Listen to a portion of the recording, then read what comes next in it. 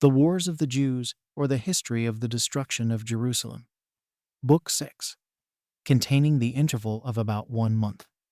From the great extremity to which the Jews were reduced to the taking of Jerusalem by Titus. Chapter 1. That the miseries still grew worse, and how the Romans made an assault upon the tower of Antonia. Thus did the miseries of Jerusalem grow worse and worse every day. And the seditious were still more irritated by the calamities they were under, even while the famine preyed upon themselves, after it had preyed upon the people. And indeed the multitude of carcasses that lay in heaps one upon another was a horrible sight, and produced a pestilential stench, which was a hindrance to those that would make sallies out of the city, and fight the enemy.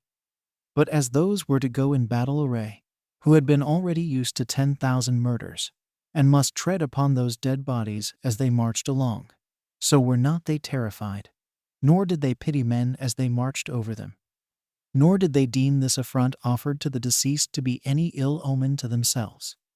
But as they had their right hands already polluted with the murders of their own countrymen, and in that condition ran out to fight with foreigners, they seemed to me to have cast a reproach upon God himself, as if he were too slow in punishing them. For the war was not now gone on with as if they had any hope of victory. For they gloried after a brutish manner in that despair of deliverance they were already in. And now the Romans, although they were greatly distressed in getting together their materials, raised their banks in 21 days, after they had cut down all the trees that were in the country that adjoined to the city, and that for 90 furlongs round about, as I have already related. And truly the very view itself of the country was a melancholy thing. For those places which were before adorned with trees and pleasant gardens were now become a desolate country every way, and its trees were all cut down. Nor could any foreigner that had formerly seen Judea and the most beautiful suburbs of the city, and now saw it as a desert, but lament and mourn sadly at so great a change. For the war had laid all the signs of beauty quite waste. Nor if any one that had known the place before had come on a sudden to it now, would he have known it again. But though he were at the city itself, yet would he have inquired for it notwithstanding. And now the banks were finished. They afforded a foundation for fear both to the Romans and to the Jews. For the Jews expected that the city would be taken, unless they could burn those banks, as did the Romans expect that, if these were once burnt down, they should never be able to take it. For there was a mighty scarcity of materials, and the bodies of the soldiers began to fail with such hard labors, as did their souls faint with so many instances of ill success. Nay, the very calamities themselves that were in the city proved a greater discouragement to the Romans than those within the city. For they found the fighting men of the Jews to be not at all mollified among such their sore afflictions, while they had themselves perpetually less and less hopes of success, and their banks were forced to yield to the stratagems of the enemy, their engines to the firmness of their wall, and their closest fights to the boldness of their attack. And, what was their greatest discouragement of all, they found the Jews' courageous souls to be superior to the multitude of the miseries they were under, by their sedition, their famine, and the war itself, insomuch that they were ready to imagine that the violence of their attacks was invincible, and that the alacrity they showed would not be discouraged by their calamities. For what would not those be able to bear if they should be fortunate, who turned their very misfortunes to the improvement of their valor? These considerations made the Romans to keep a stronger guard about their banks than they formerly had done. But now John and his party took care for securing themselves afterward, even in case this wall should be thrown down, and fell to their work before the battering rams were brought against them. Yet did they not compass what they endeavored to do, but as they were gone out with their torches, they came back under great discouragement before they came near to the banks. And the reasons were these: that, in the first place, their conduct did not seem to be unanimous, but they went out in distinct parties, and at distinct intervals, and after a slow manner, and timorously, and, to say all in a word, without a Jewish courage.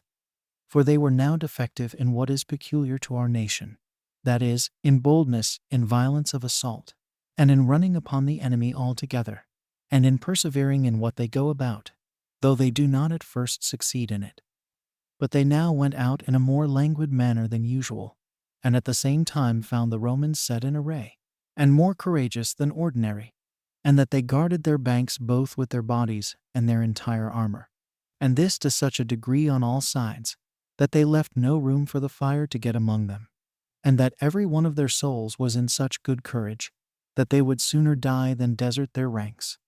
For besides their notion that all their hopes were cut off, in case these their works were once burnt, the soldiers were greatly ashamed that subtlety should quite be too hard for courage, madness for armor, multitude for skill, and Jews for Romans. The Romans had now also another advantage, in that their engines for sieges co-operated with them in throwing darts and stones as far as the Jews, when they were coming out of the city, whereby the man that fell became an impediment to him that was next to him, as did the danger of going farther make them less zealous in their attempts. And for those that had run under the darts, some of them were terrified by the good order and closeness of the enemy's ranks before they came to a close fight, and others were pricked with their spears and turned back again. At length they reproached one another for their cowardice, and retired without doing anything. This attack was made upon the first day of the month Panis Tammuz. So when the Jews were retreated, the Romans brought their engines, although they had all the while stones thrown at them from the tower of Antonia, and were assaulted by fire and sword, and by all sorts of darts, which necessity afforded the Jews to make use of. For although these had great dependence on their own wall, and a contempt of the Roman engines, yet did they endeavor to hinder the Romans from bringing them. Now these Romans struggled hard, on the contrary, to bring them, as deeming that this zeal of the Jews was in order to avoid any impression to be made on the tower of Antonia, because its wall was but weak, and its foundations rotten. However, that tower did not yield to the blows given it from the engines. Yet did the Romans bear the impressions made by the enemy's darts, which were perpetually cast at them, and did not give way to any of those dangers that came upon them from above. And so they brought their engines to bear, but then, as they were beneath the other, and were sadly wounded by the stones thrown down upon them, some of them threw their shields over their bodies, and partly with their hands, and partly with their bodies, and partly with crows, they undermined its foundations, and with great pains they removed 4 of its stones. Then night came upon both sides, and put an end to this struggle for the present. However, that night the wall was so shaken by the battering rams in that place where John had used his stratagem before, and had undermined their banks, that the ground then gave way, and the wall fell down suddenly. When this accident had unexpectedly happened, the minds of both parties were variously affected. For though one would expect that the Jews would be discouraged, because this fall of their wall was unexpected by them, and they had made no provision in that case, yet did they pull up their courage, because the tower of Antonia itself was still standing. As was the unexpected joy of the Romans at this fall of the wall soon quenched by the sight they had of another wall, which John and his party had built within it. However, the attack of this second wall appeared to be easier than that of the former, because it seemed a thing of greater facility to get up to it through the parts of the former wall that were now thrown down. This new wall appeared also to be much weaker than the tower of Antonia, and accordingly the Romans imagined that it had been erected so much on the sudden, that they should soon overthrow it. Yet did not any body venture now to go up to this wall, for that such as first ventured so to do must certainly be killed. And now Titus, upon consideration that the alacrity of soldiers in war is chiefly excited by hopes and by good words, and that exhortations and promises do frequently make men to forget the hazards they run, nay, sometimes to despise death itself, got together the most courageous part of his army, and tried what he could do with his men by these methods. O fellow soldiers, said he, to make an exhortation to men to do what hath no peril in it, is on that very account inglorious to such to whom that exhortation is made. And indeed so it is in him that makes the exhortation, an argument of his own cowardice also. I therefore think that such exhortations ought then only to be made use of when affairs are in a dangerous condition, and yet are worthy of being attempted by every one themselves.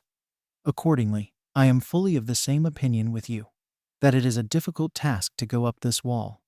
but that it is proper for those that desire reputation for their valor to struggle with difficulties in such cases will then appear, when I have particularly shown that it is a brave thing to die with glory, and that the courage here necessary shall not go unrewarded in those that first begin the attempt.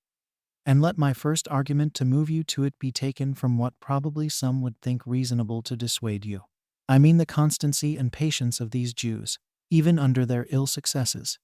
For it is unbecoming you, who are Romans and my soldiers, who have in peace been taught how to make wars, and who have also been used to conquer in those wars, to be inferior to Jews, either in action of the hand, or in courage of the soul, and this especially when you are at the conclusion of your victory, and are assisted by God Himself. For as to our misfortunes, they have been owing to the madness of the Jews, while their sufferings have been owing to your valor, and to the assistance God hath afforded you. For as to the seditions they have been in, and the famine they are under, and the siege they now endure, and the fall of their walls without our engines, what can they all be but demonstrations of God's anger against them, and of His assistance afforded us? It will not therefore be proper for you, either to show yourselves inferior to those to whom you are really superior, or to betray that divine assistance which is afforded you. And, indeed, how can it be esteemed otherwise than a base and unworthy thing, that while the Jews, who need not be much ashamed if they be deserted, because they have long learned to be slaves to others, do yet despise death, that they may be so no longer, and do make sallies into the very midst of us frequently, no in hopes of conquering us, but merely for a demonstration of their courage. We, who have gotten possession of almost all the world that belongs to either land or sea, to whom it will be a great shame if we do not conquer them, do not once undertake any attempt against our enemies wherein there is much danger, but sit still idle, with such brave arms as we have, and only wait till the famine and fortune do our business themselves, and this when we have it in our power, with some small hazard, to gain all that we desire. For if we go up to this tower of Antonia, we gain the city. For if there should be any more occasion for fighting against those within the city, which I do not suppose there will, since we shall then be upon the top of the hill, and be upon our enemies before they can have taken breath, these advantages promise us no less than a certain and sudden victory. As for myself, I shall at present waive any commendation of those who die in war, and omit to speak of the immortality of those men who are slain in the midst of their martial bravery. Yet cannot I forbear to imprecate upon those who are of a contrary disposition, that they may die in time of peace, by some distemper or other, since their souls are condemned to the grave, together with their bodies. For what man of virtue is there who does not know that those souls which are severed from their fleshly bodies in battles by the sword are received by the ether, that purest of elements, and joined to that company which are placed among the stars, that they become good demons and propitious heroes, and show themselves as such to their posterity afterwards, while upon those souls that wear away in, and with their distempered bodies comes a subterranean night to dissolve them to nothing, and a deep oblivion to take away all the remembrance of them. And this notwithstanding they be clean from all spots and defilements of this world. So that, in this ease, the soul at the same time comes to the utmost bounds of its life, and of its body, and of its memorial also. But since he hath determined that death is to come of necessity upon all men, a sword is a better instrument for that purpose than any disease whatsoever. Why is it not then a very mean thing for us not to yield up that to the public benefit, which we must yield up to fate? And this discourse have I made, upon the supposition that those who at first attempt to go upon this wall must needs be killed in the attempt, though still men of true courage have a chance to escape, even in the most hazardous undertakings. For, in the first place, that part of the former wall that is thrown down is easily to be ascended, and for the new built wall, it is easily destroyed. Do you, therefore, many of you, pull up your courage, and set about this work, and do you mutually encourage and assist one another. And this your bravery will soon break the hearts of your enemies, and perhaps such a glorious undertaking as yours may be accomplished without bloodshed. For although it be justly to be supposed that the Jews will try to hinder you at your first beginning to go up to them, yet when you have once concealed yourselves from them, and driven them away by force. They will not be able to sustain your efforts against them any longer, though but a few of you prevent them, and get over the wall. As for that person who first mounts the wall, I should blush for shame if I did not make him to be envied of others, by those rewards I would bestow upon him. If such a one escape with his life, he shall have the command of others that are now but his equals. Although it be true also that the greatest rewards will accrue to such as die in the attempt. Upon this speech of Titus, the rest of the multitude were affrighted at so great a danger. But there was one, whose name was Sabinus, a soldier that served among the cohorts, and a Syrian by birth, who appeared to be of very great fortitude, both in the actions he had done, and the courage of his soul he had shown. Although anybody would have thought, before he came to his work, that he was of such a weak constitution of body, that he was not fit to be a soldier. For his color was black, his flesh was lean and thin, and lay close together. But there was a certain heroic soul that dwelt in this small body, which body was indeed much too narrow for that peculiar courage which was in him. Accordingly he was the first that rose up, when he thus spake. I readily surrender up myself to thee, O Caesar.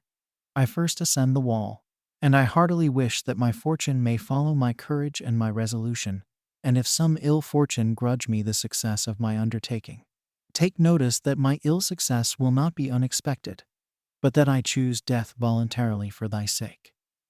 When he had said this, and had spread out his shield over his head with his left hand, and Hill, with his right hand, drawn his sword, he marched up to the wall, just about the 6th hour of the day. There followed him 11 others, and no more, that resolved to imitate his bravery. But still this was the principal person of them all, and went first, as excited by a divine fury. Now those that guarded the wall shot at them from thence, and cast innumerable darts upon them from every side. They also rolled very large stones upon them, which overthrew some of those 11 that were with him. But as for Sabinus himself, he met the darts that were cast at him, and though he was overwhelmed with them, yet did he not leave off the violence of his attack before he had gotten up on the top of the wall, and had put the enemy to flight. For as the Jews were astonished at his great strength, and the bravery of his soul, and as, withal, they imagined more of them had got upon the wall than really had, they were put to flight. And now one cannot but complain here of fortune, as still envious at virtue, and always hindering the performance of glorious achievements. This was the case of the man before us, when he had just obtained his purpose. For he then stumbled at a certain large stone, and fell down upon it headlong, with a very great noise, upon which the Jews turned back, and when they saw him to be alone, and fallen down also, they threw darts at him from every side. However, he got upon his knee, and covered himself with his shield, and at the first defended himself against them, and wounded many of those that came near him. But he was soon forced to relax his right hand, by the multitude of the wounds that had been given him, till at length he was quite covered over with darts before he gave up the ghost. He was one who deserved a better fate, by reason of his bravery. But, as might be expected, he fell under so vast an attempt. As for the rest of his partners, the Jews dashed 3 of them to pieces with stones, and slew them as they were gotten up to the top of the wall. The other 8 being wounded, were pulled down, and carried back to the camp. These things were done upon the 3rd day of the month Panemus Tammuz. Now 2 days afterward 12 of those men that were on the forefront, and kept watch upon the banks, got together, and called to them the standard-bearer of the 5th Legion, and 2 others of a troop of horsemen, and 1 trumpeter. These went without noise, about the 9th hour of the night, through the ruins, to the tower of Antonia. And when they had cut the throats of the first guards of the place, as they were asleep, they got possession of the wall, and ordered the trumpeter to sound his trumpet. Upon which the rest of the guard got up on the sudden, and ran away, before anybody could see how many they were that were gotten up. For, partly from the fear they were in, and partly from the sound of the trumpet which they heard, they imagined a great number of the enemy were gotten up. But as soon as Caesar heard the signal, he ordered the army to put on their armor immediately, and came thither with his commanders, and first of all ascended, as did the chosen men that were with him. And as the Jews were flying away to the temple, they fell into that mine which John had dug under the Roman banks. Then did the seditious of both the bodies of the Jewish army, as well that belonging to John as that belonging to Simon, drive them away, and indeed were no way wanting as to the highest degree of force and alacrity. For they esteemed themselves entirely ruined, if once the Romans got into the temple, as did the Romans look upon the same thing as the beginning of their entire conquest. So a terrible battle was fought at the entrance of the temple, while the Romans were forcing their way, in order to get possession of that temple, and the Jews were driving them back to the Tower of Antonia. In which battle the darts were on both sides useless, as well as the spears, and both sides drew their swords, and fought it out hand to hand. Now during this struggle the positions of the men were undistinguished on both sides, and they fought at random, the men being intermixed one with another, and confounded, by reason of the narrowness of the place, while the noise that was made fell on the ear after an indistinct manner, because it was so very loud. Great slaughter was now made on both sides, and the combatants trod upon the bodies and the armor of those that were dead, and dashed them to pieces. Accordingly, to which side soever the battle inclined, those that had the advantage exhorted one another to go on, as did those that were beaten make great lamentation. But still there was no room for flight, nor for pursuit, but disorderly revolutions and retreats, while the armies were intermixed one with another. But those that were in the first ranks were under the necessity of killing or being killed, without any way for escaping. For those on both sides that came behind forced those before them to go on, without leaving any space between the armies. At length the Jews' violent zeal was too hard for the Roman skill, and the battle already inclined entirely that way. For the fight had lasted from the 9th hour of the night till the 7th hour of the day, while the Jews came on in crowds, and had the danger the temple was in for their motive, the Romans having no more here than a part of their army. For those legions, on which the soldiers on that side depended, were not come up to them. So it was at present thought sufficient by the Romans to take possession of the Tower of Antonia. But there was one Julian, a centurion, that came from Bithynia, a man he was of great reputation, whom I had formerly seen in that war, and one of the highest fame, both for his skill in war, his strength of body, and the courage of his soul. This man, seeing the Romans giving ground, and ill a sad condition, for he stood by Titus at the Tower of Antonia, leaped out, and of himself alone put the Jews to flight, when they were already conquerors, and made them retire as far as the corner of the inner court of the temple. From him the multitude fled away in crowds, as supposing that neither his strength nor his violent attacks could be those of a mere man. Accordingly, he rushed through the midst of the Jews, as they were dispersed all abroad, and killed those that he caught.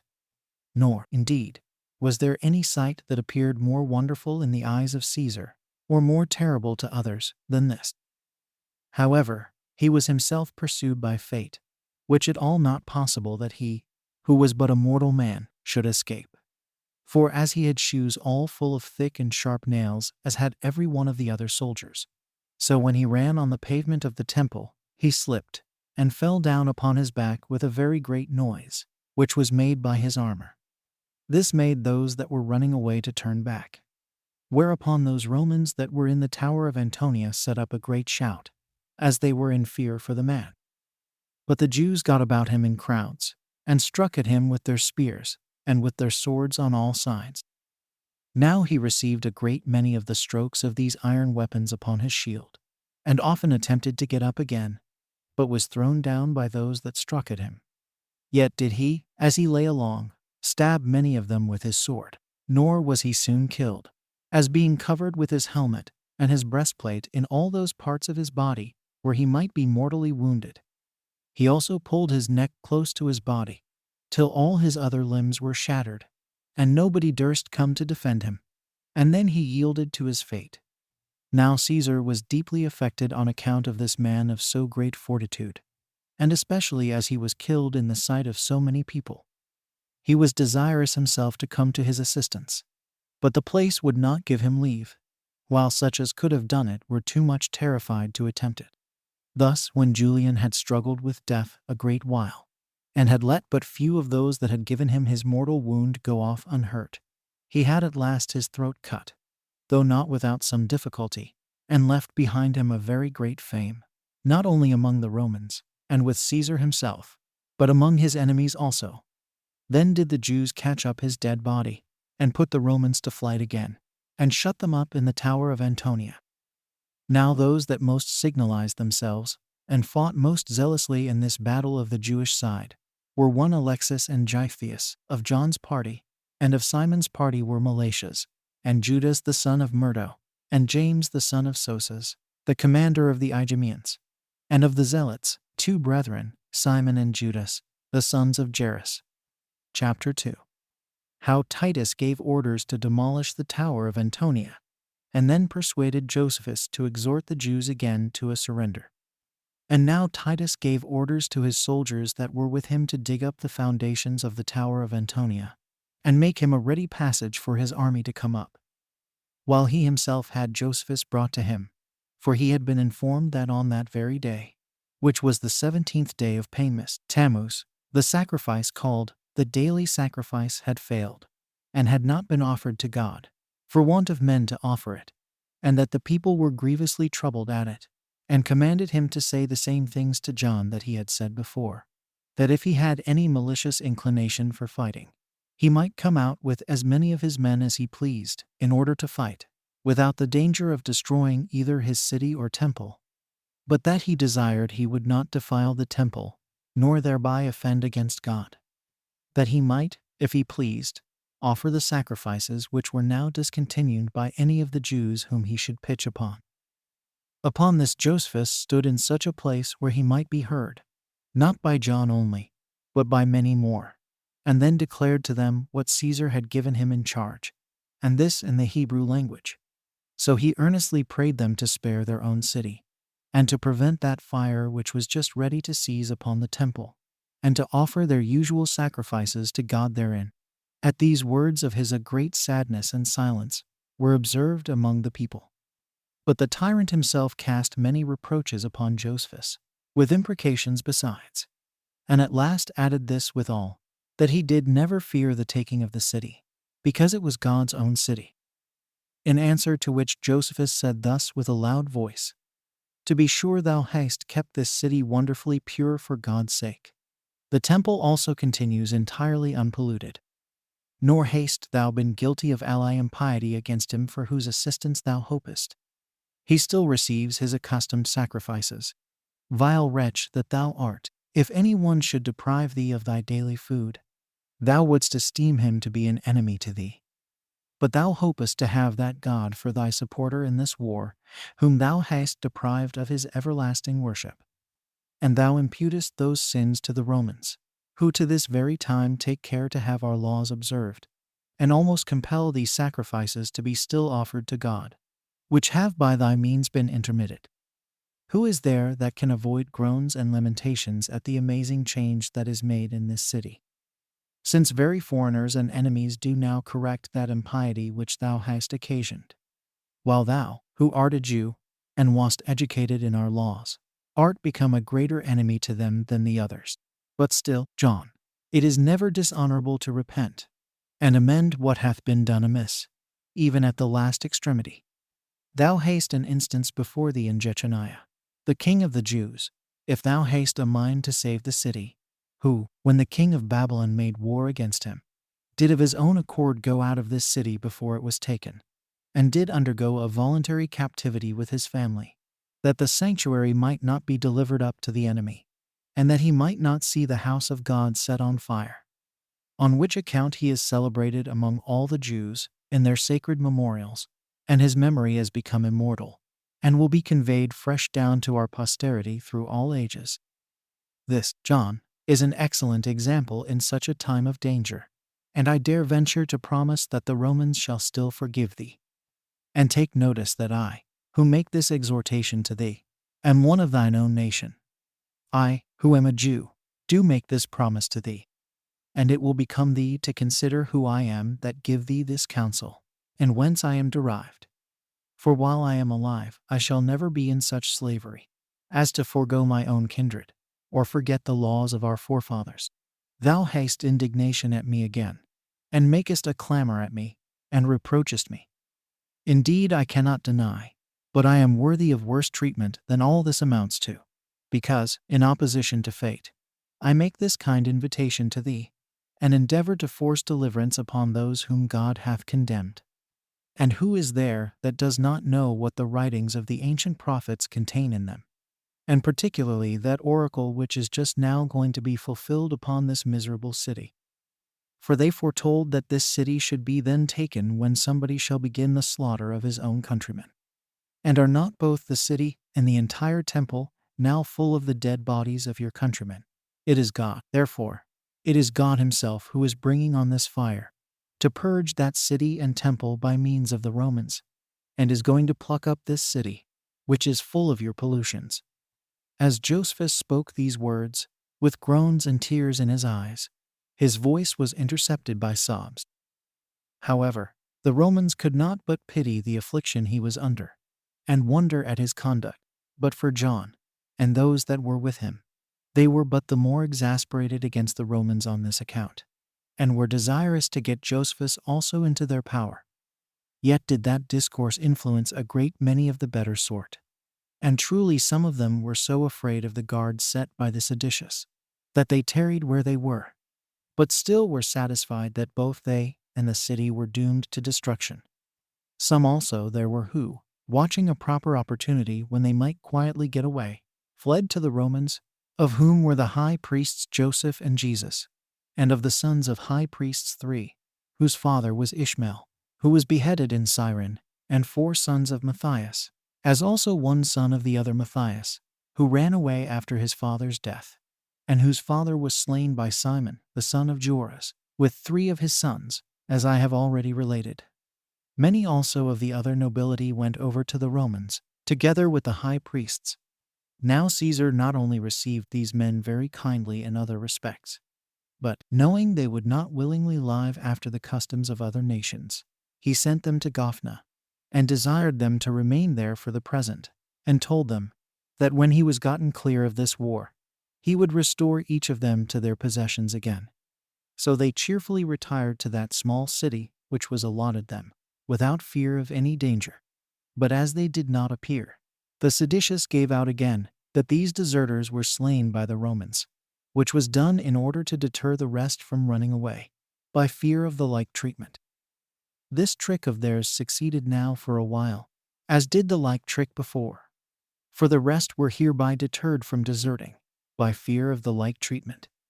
However, when Titus had recalled those men from Gophna, he gave orders that they should go round the wall, together with Josephus, and show themselves to the people, upon which a great many fled to the Romans.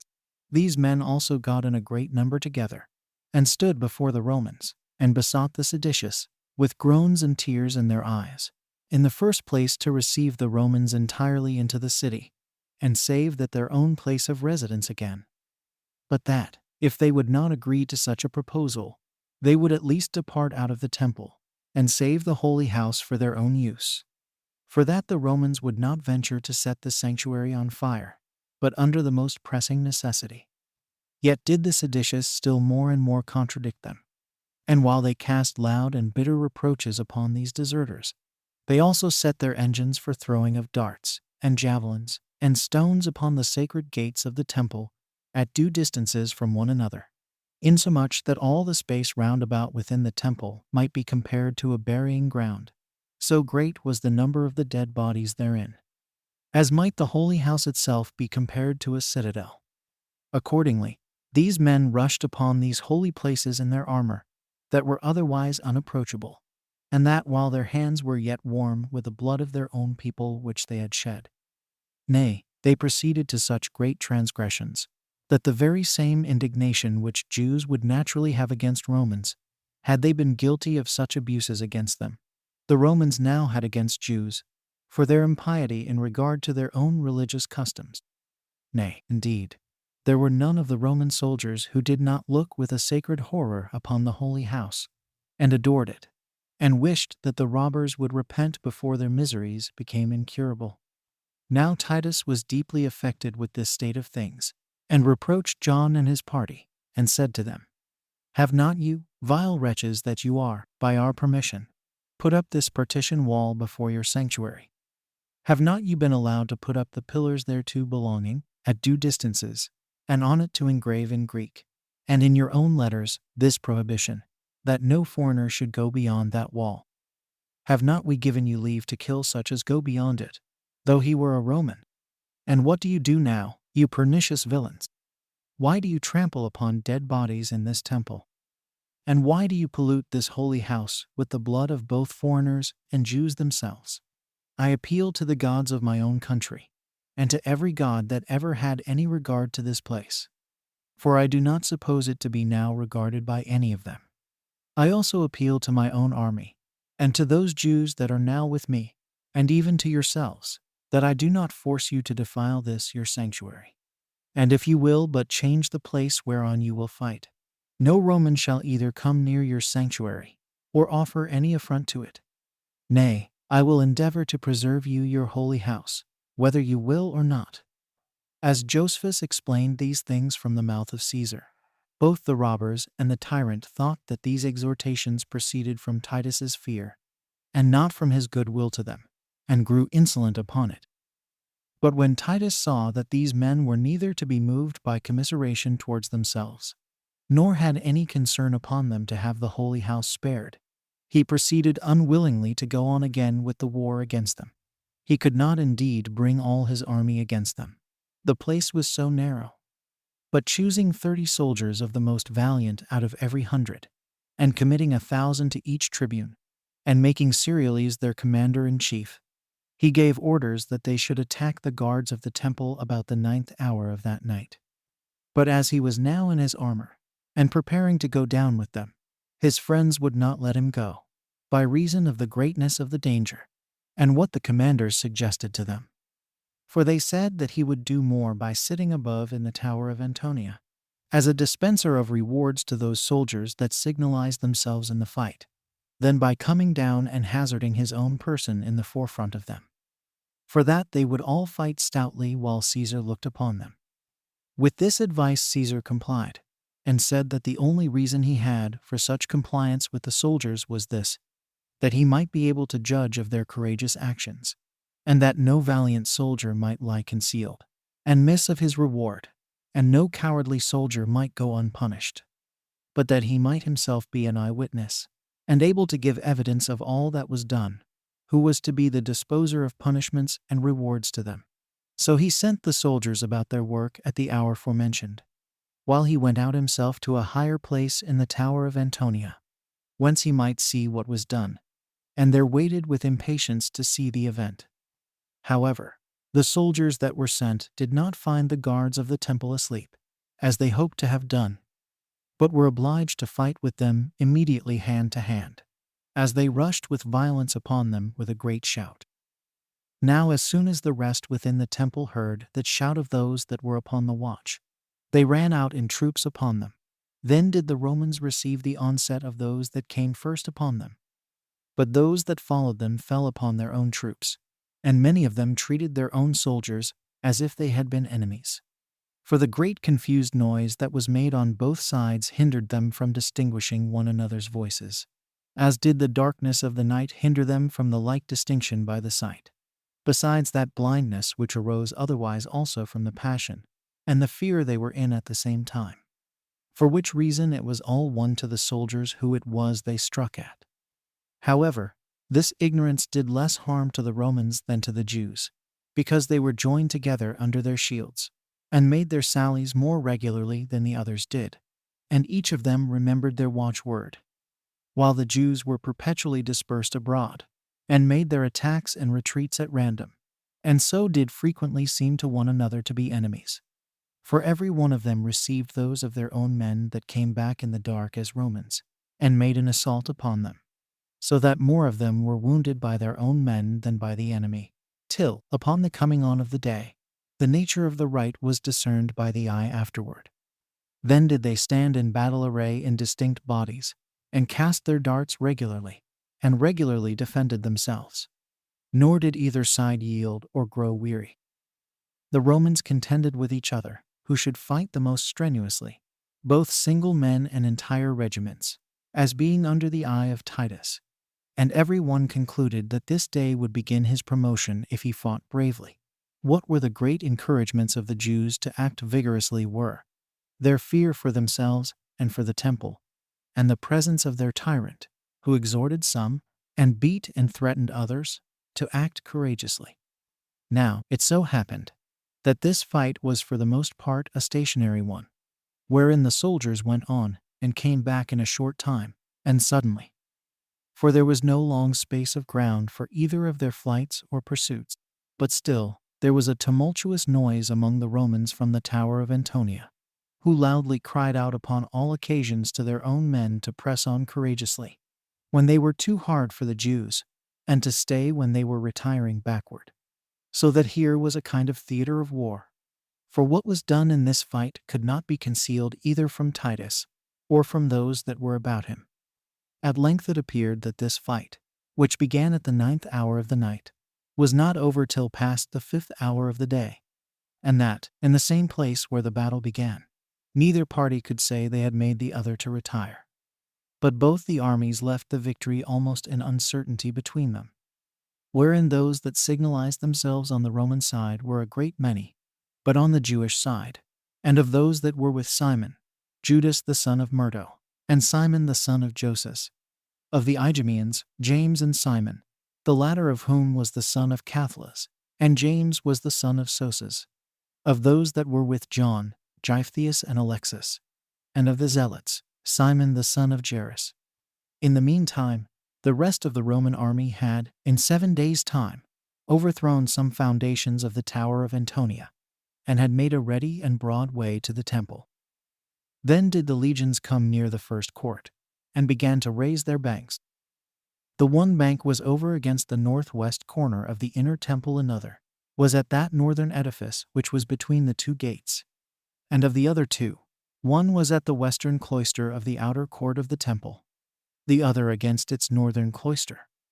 However, these works were thus far advanced by the Romans, not without great pains and difficulty, and particularly by being obliged to bring their materials from the distance of 100 furlongs. They had further difficulties also upon them. Sometimes by their over great security they were in that they should overcome the Jewish snares laid for them, and by that boldness of the Jews which their despair of escaping had inspired them withal. For some of their horsemen, when they went out to gather wood or hay, let their horses feed without having their bridles on during the time of foraging. Upon which horses the Jews sallied out in whole bodies, and seized them. And when this was continually done, and Caesar believed what the truth was, that the horses were stolen more by the negligence of his own men than by the valor of the Jews, he determined to use greater severity to oblige the rest to take care of their horses. So he commanded that one of those soldiers who had lost their horses should be capitally punished, whereby he so terrified the rest, that they preserved their horses for the time to come. For they did not any longer let them go from them to feed by themselves, but, as if they had grown to them, they went always along with them when they wanted necessaries. Thus did the Romans still continue to make war against the temple, and to raise their banks against it. Now after 1 day had been interposed since the Romans ascended the breach, many of the seditious were so pressed by the famine, upon the present failure of their ravages, that they got together, and made an attack on those Roman guards that were upon the Mount of Olives, and this about the 11th hour of the day, as supposing, first, that they would not expect such an onset, and, in the next place, that they were then taking care of their bodies, and that therefore they should easily beat them. But the Romans were apprised of their coming to attack them beforehand, and, running together from the neighboring camps on the sudden, prevented them from getting over their fortification, or forcing the wall that was built about them. Upon this came on a sharp fight, and here many great actions were performed on both sides, while the Romans showed both their courage and their skill in war, as did the Jews come on them with immoderate violence and intolerable passion. The one part were urged on by shame, and the other by necessity, for it seemed a very shameful thing to the Romans to let the Jews go. Now they were taken in a kind of net, while the Jews had but one hope of saving themselves, and that was in case they could by violence break through the Roman wall.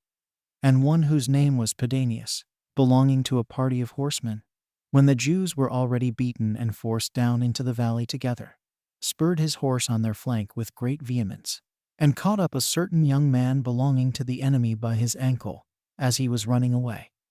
The man was, however, of a robust body, and in his armor. So low did Pedanius bend himself downward from his horse, even as he was galloping away, and so great was the strength of his right hand, and of the rest of his body, as also such skill had he in horsemanship. So this man seized upon that his prey, as upon a precious treasure, and carried him as his captive to Caesar. Whereupon Titus admired the man that had seized the other for his great strength, and ordered the man that was caught to be punished with death for his attempt against the Roman wall, but betook himself to the siege of the temple, and to pressing on the raising of the banks. In the meantime, the Jews were so distressed by the fights they had been in, as the war advanced higher and higher, and creeping up to the holy house itself, that they, as it were, cut off those limbs of their body which were infected, in order to prevent the distempers spreading further. For they set the northwest cloister, which was joined to the tower of Antonia, on fire, and after that brake off about 20 cubits of that cloister, and thereby made a beginning in burning the sanctuary. 2 days after which, or on the 24th day of the forenamed month, Panemus or Tammuz, the Romans set fire to the cloister that joined to the other. When the fire went 15 cubits farther, the Jews, in like manner, cut off its roof.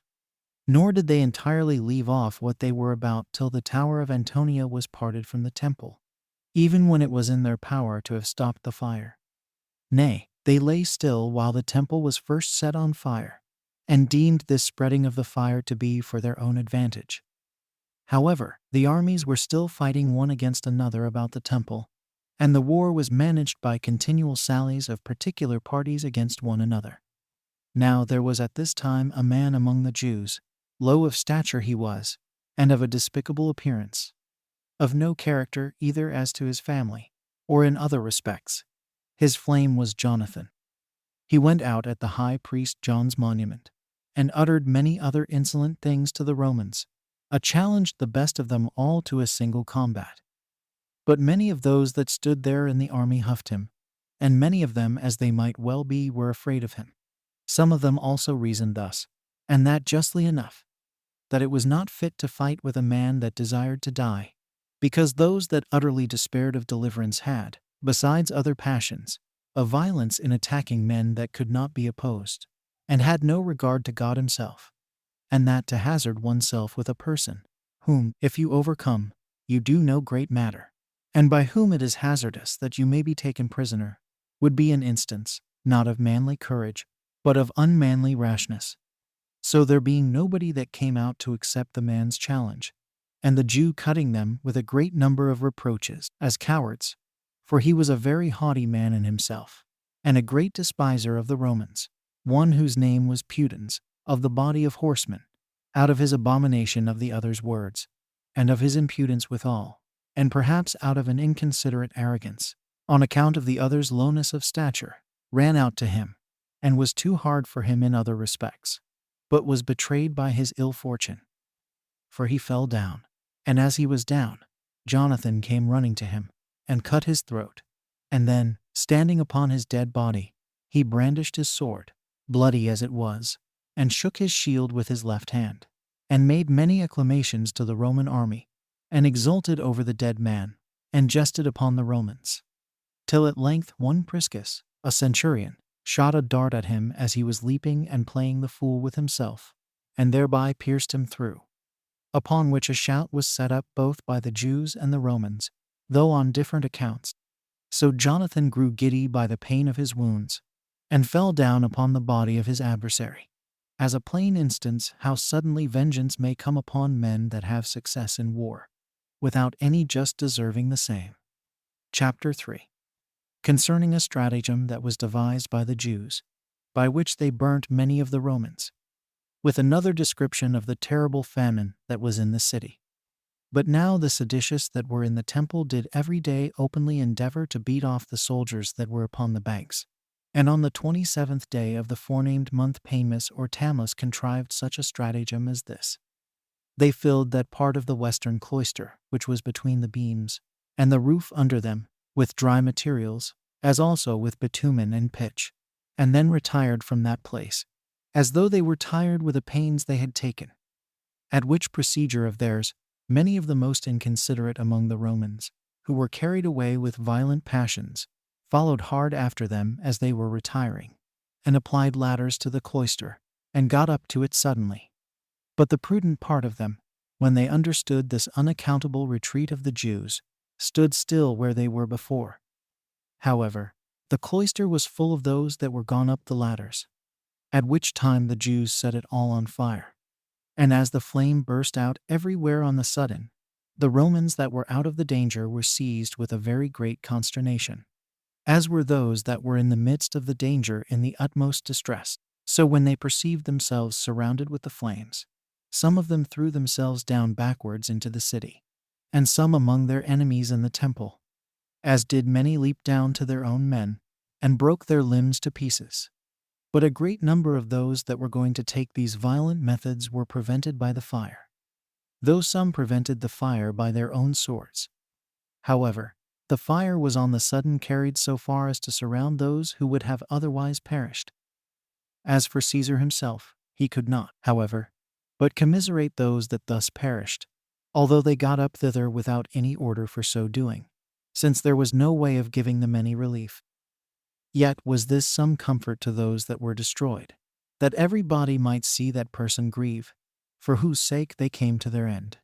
For he cried out openly to them, and leaped up, and exhorted those that were about him to do their utmost to relieve them. So every one of them died cheerfully, as carrying along with him these words, and this intention of Caesar as a sepulchral monument. Some there were indeed who retired into the wall of the cloister, which was broad, and were preserved out of the fire, but were then surrounded by the Jews.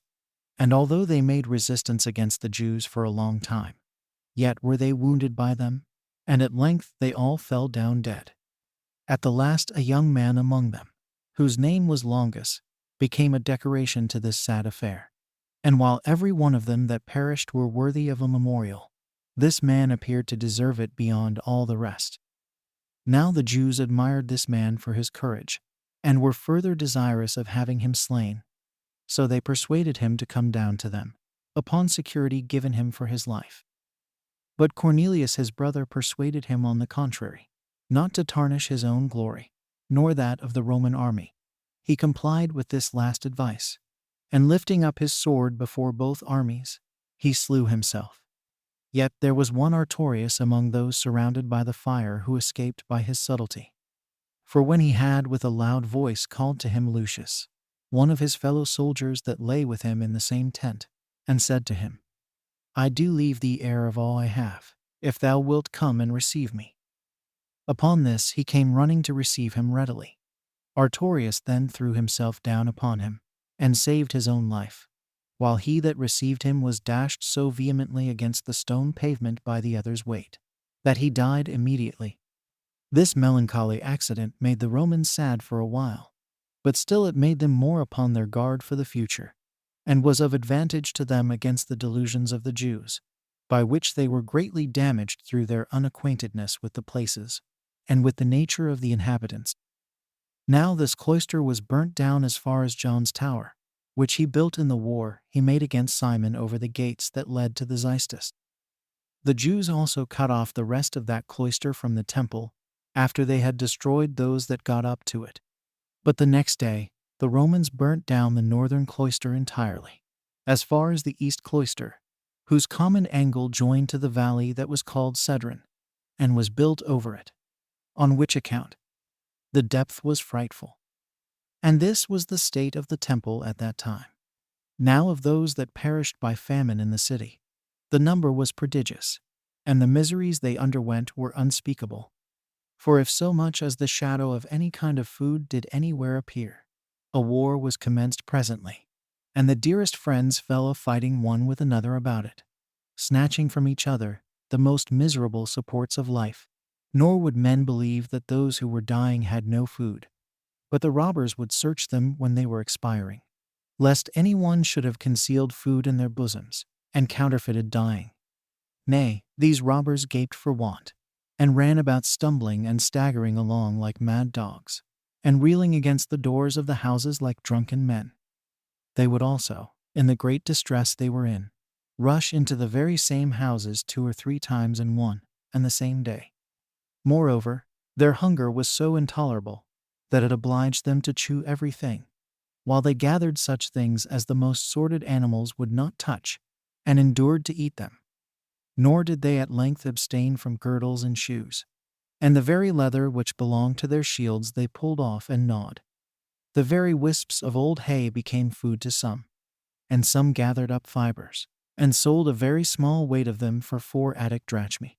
But why do I describe the shameless impudence that the famine brought on men in their eating inanimate things, while I am going to relate a matter of fact, the like to which no history relates, either among the Greeks or barbarians? It is horrible to speak of it, and incredible when heard. I had indeed willingly omitted this calamity of ours, that I might not seem to deliver what is so portentous to posterity, but that I have innumerable witnesses to it in my own age. And besides, my country would have had little reason to thank me for suppressing the miseries that she underwent at this time. There was a certain woman that dwelt beyond Jordan. Her name was Mary. Her father was Eleazar, of the village Bethazab, which signifies the house of hyssop. She was eminent for her family and her wealth, and had fled away to Jerusalem with the rest of the multitude, and was with them besieged therein at this time. The other effects of this woman had been already seized upon, such I mean as she had brought with her out of Perea, and removed to the city, what she had treasured up besides, as also what food she had contrived to save, had been also carried off by the rapacious guards, who came every day running into her house for that purpose. This put the poor woman into a very great passion, and by the frequent reproaches and imprecations she eased at these rapacious villains, she had provoked them to anger against her. But none of them, either out of the indignation she had raised against herself, or out of commiseration of her case, would take away her life. And if she found any food, she perceived her labors were for others, and not for herself. And it was now become impossible for her any way to find any more food, while the famine pierced through her very bowels and marrow, when also her passion was fired to a degree beyond the famine itself. Nor did she consult with anything but with her passion and the necessity she was in.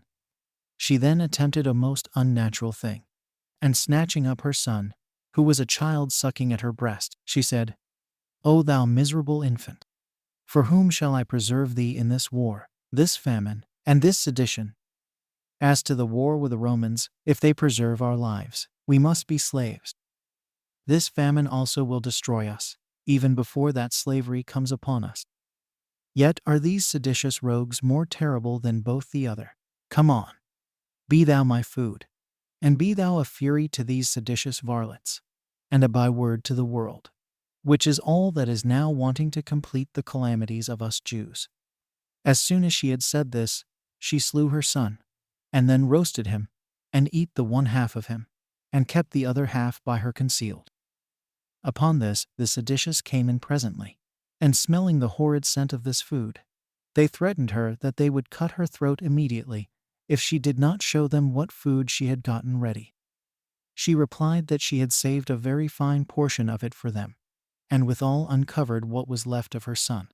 Hereupon they were seized with a horror and amazement of mind, and stood astonished at the sight, when she said to them, "This is mine own son, and what hath been done was mine own doing. Come, eat of this food, for I have eaten of it myself. Do not you pretend to be either more tender than a woman, or more compassionate than a mother. But if you be so scrupulous, and do abominate this my sacrifice, as I have eaten the 1/2, let the rest be reserved for me also." After which those men went out trembling, being never so much affrighted at anything as they were at this, and with some difficulty they left the rest of that meat to the mother. Upon which the whole city was full of this horrid action immediately. And while everybody laid this miserable case before their own eyes, they trembled, as if this unheard-of action had been done by themselves. So those that were thus distressed by the famine were very desirous to die, and those already dead were esteemed happy, because they had not lived long enough either to hear or to see such miseries. This sad instance was quickly told to the Romans, some of whom could not believe it, and others pitied the distress which the Jews were under. But there were many of them who were hereby induced to a more bitter hatred than ordinary against our nation. But for Caesar, he excused himself before God as to this matter, and said that he had proposed peace and liberty to the Jews, as well as an oblivion of all their former insolent practices, but that they, instead of concord, had chosen sedition, instead of peace, war, and before satiety and abundance, a famine, that they had begun with their own hands to burn down that temple which we have preserved hitherto, and that therefore they deserved to eat such food as this was.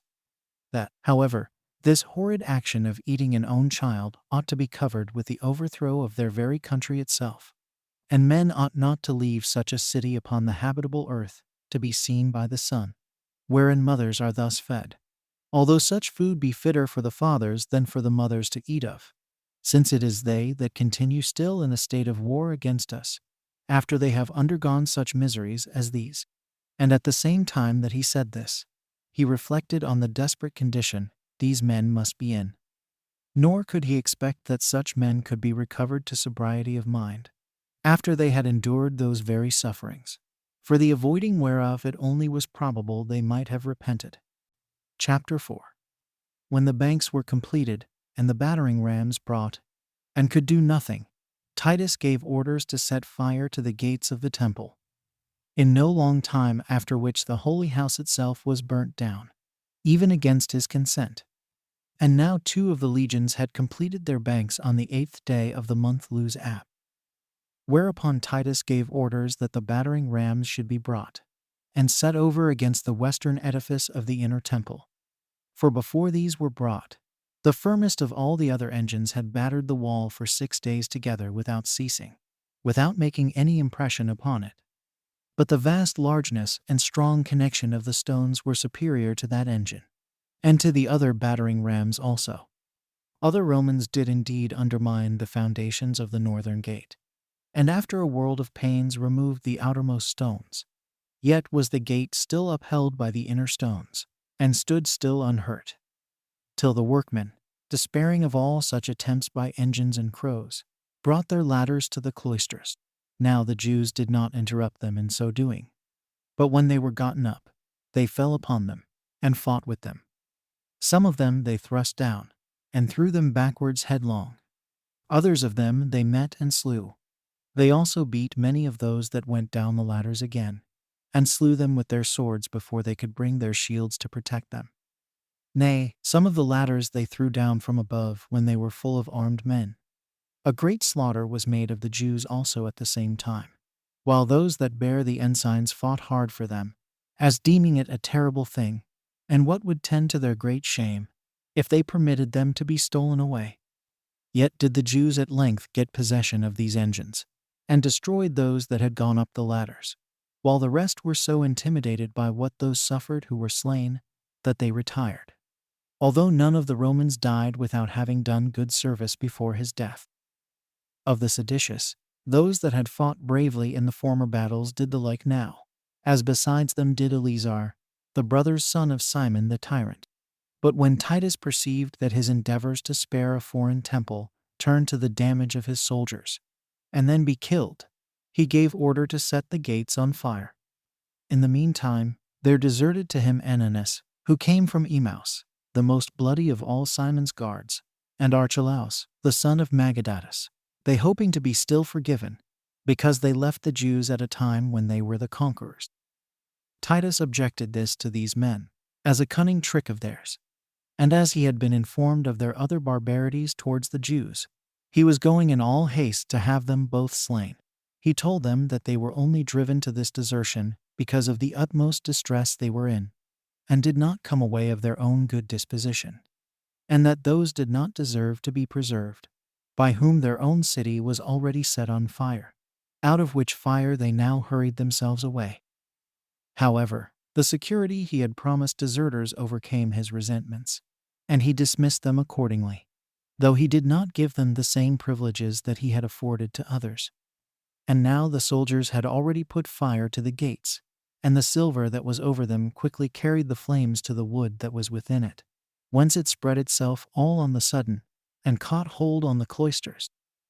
Upon the Jews seeing this fire all about them, their spirits sunk together with their bodies, and they were under such astonishment that not one of them made any haste, either to defend himself or to quench the fire, but they stood as mute spectators of it only.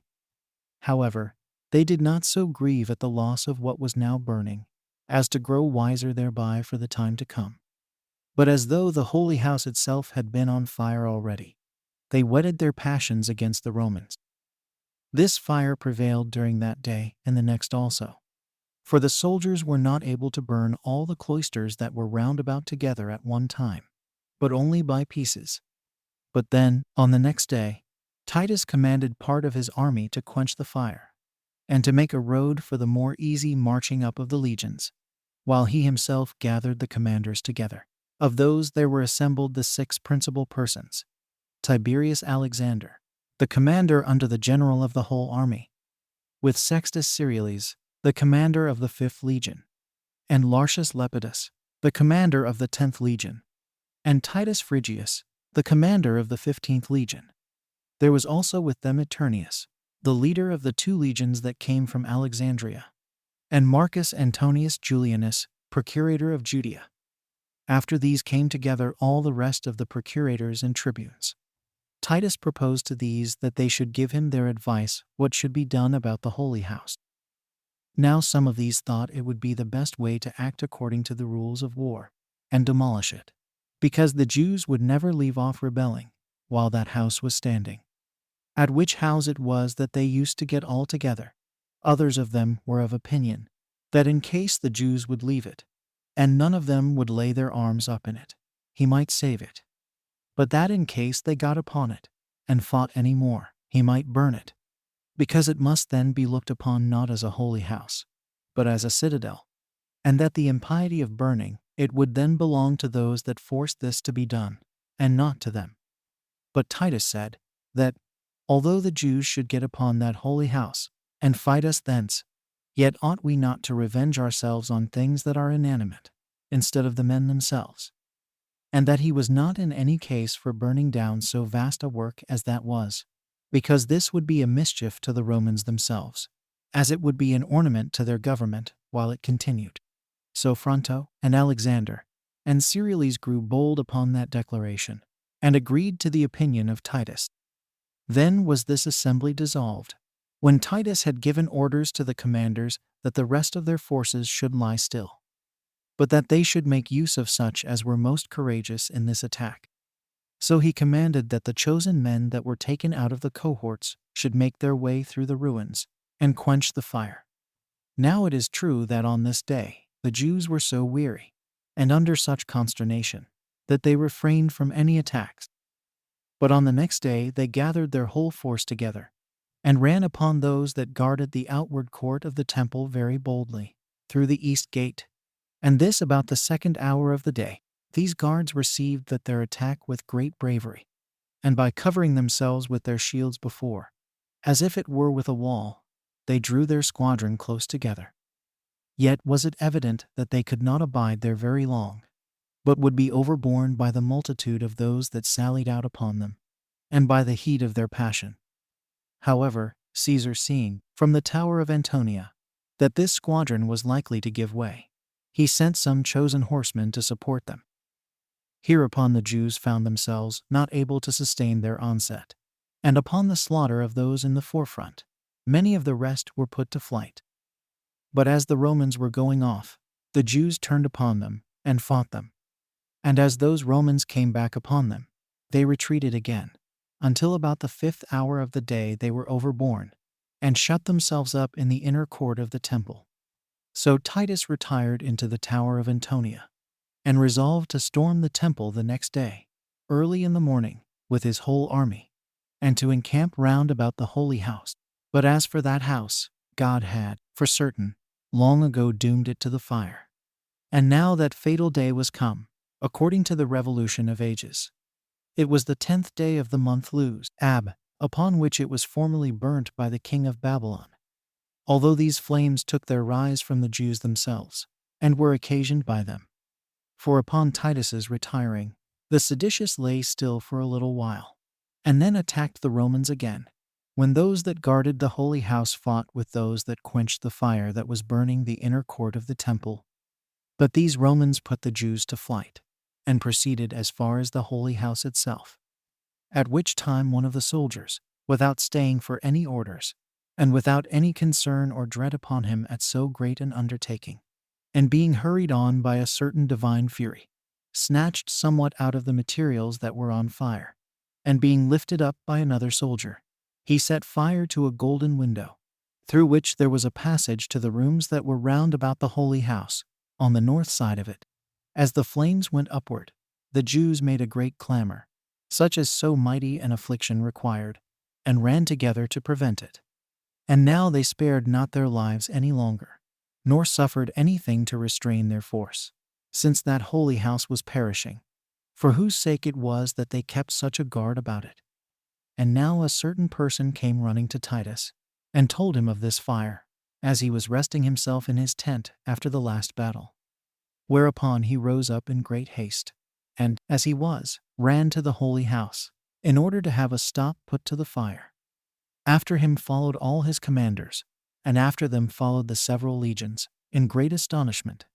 So there was a great clamor and tumult raised, as was natural upon the disorderly motion of so great an army.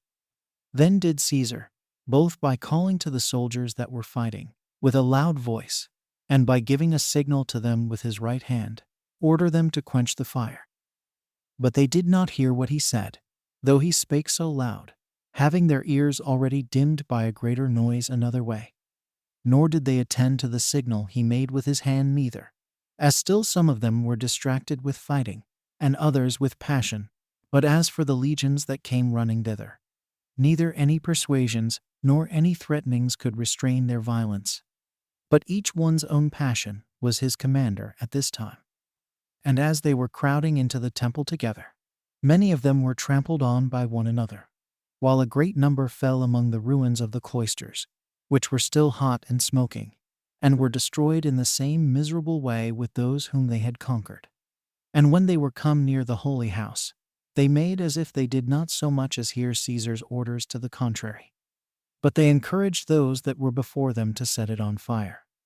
As for the seditious, they were in too great distress already to afford their assistance towards quenching the fire. They were everywhere slain, and everywhere beaten.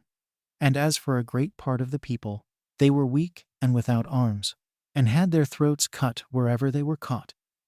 Now round about the altar lay dead bodies heaped one upon another, as at the steps going up to it ran a great quantity of their blood, whither also the dead bodies that were slain above on the altar fell down. And now, since Caesar was no way able to restrain the enthusiastic fury of the soldiers, and the fire proceeded on more and more, he went into the holy place of the temple with his commanders, and saw it, with what was in it, which he found to be far superior to what the relations of foreigners contained, and not inferior to what we ourselves boasted of and believed about it. But as the flame had not as yet reached to its inward parts, but was still consuming the rooms that were about the holy house, and Titus supposing what the fact was, that the house itself might yet he saved, he came in haste and endeavored to persuade the soldiers to quench the fire, and gave order to Liberalius the centurion, and one of those spearmen that were about him, to beat the soldiers that were refractory with their staves, and to restrain them.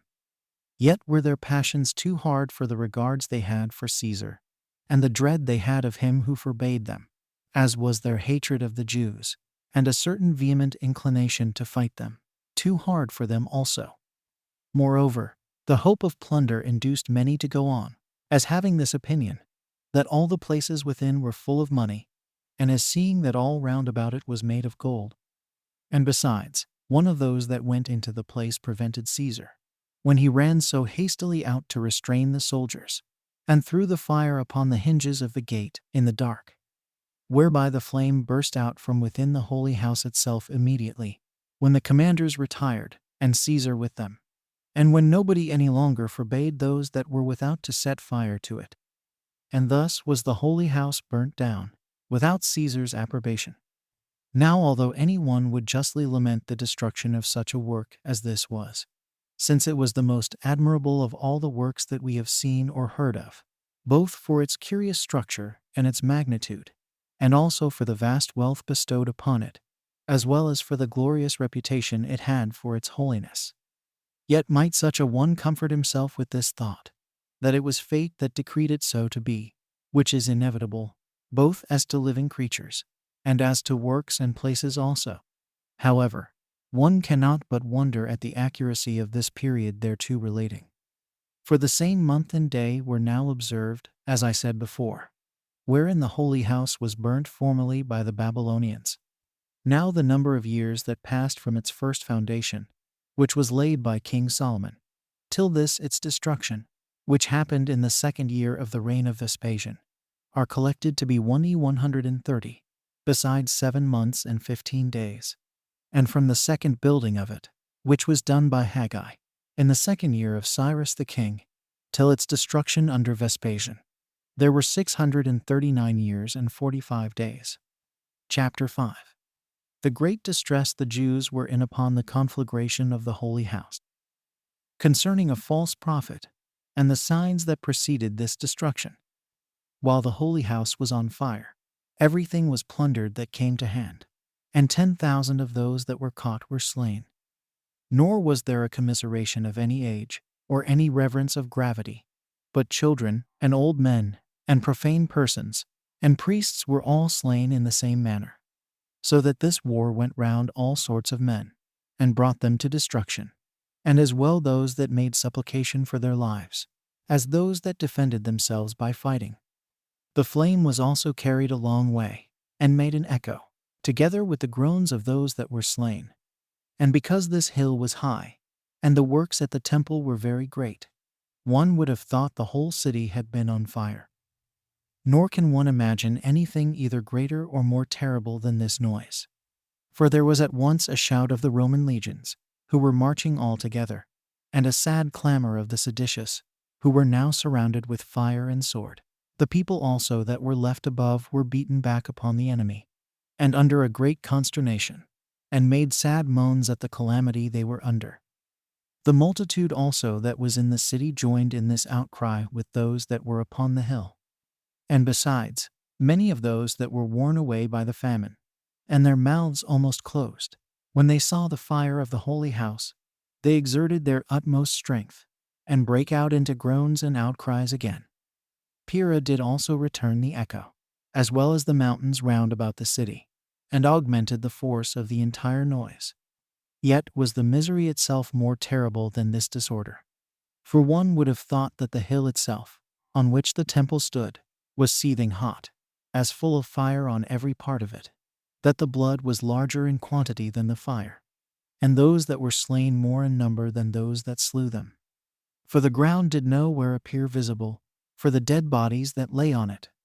But the soldiers went over heaps of those bodies, as they ran upon such as fled from them. And now it was that the multitude of the robbers were thrust out of the inner court of the temple by the Romans, and had much ado to get into the outward court, and from thence into the city, while the remainder of the populace fled into the cloister of that outer court. As for the priests, some of them plucked up from the holy house the spikes that were upon it, with their bases, which were made of lead, and shot them at the Romans instead of darts. But then, as they gained nothing by so doing, and as the fire burst out upon them, they retired to the wall that was 8 cubits broad, and there they tarried. Yet did 2 of these of eminence among them, who might have saved themselves by going over to the Romans, or have borne up with courage, and taken their fortune with the others, throw themselves into the fire, and were burnt together with the holy house. Their names were Maris the son of Belgas, and Joseph the son of Dalius. And now the Romans, judging that it was in vain to spare what was round about the holy house, burnt all those places, as also the remains of the cloisters and the gates, 2 excepted, the one on the east side, and the other on the south, both which, however, they burnt afterward. They also burnt down the treasury chambers, in which was an immense quantity of money, and an immense number of garments, and other precious goods there reposited. And, to speak all in a few words, there it was that the entire riches of the Jews were heaped up together, while the rich people had there built themselves chambers to contain such furniture.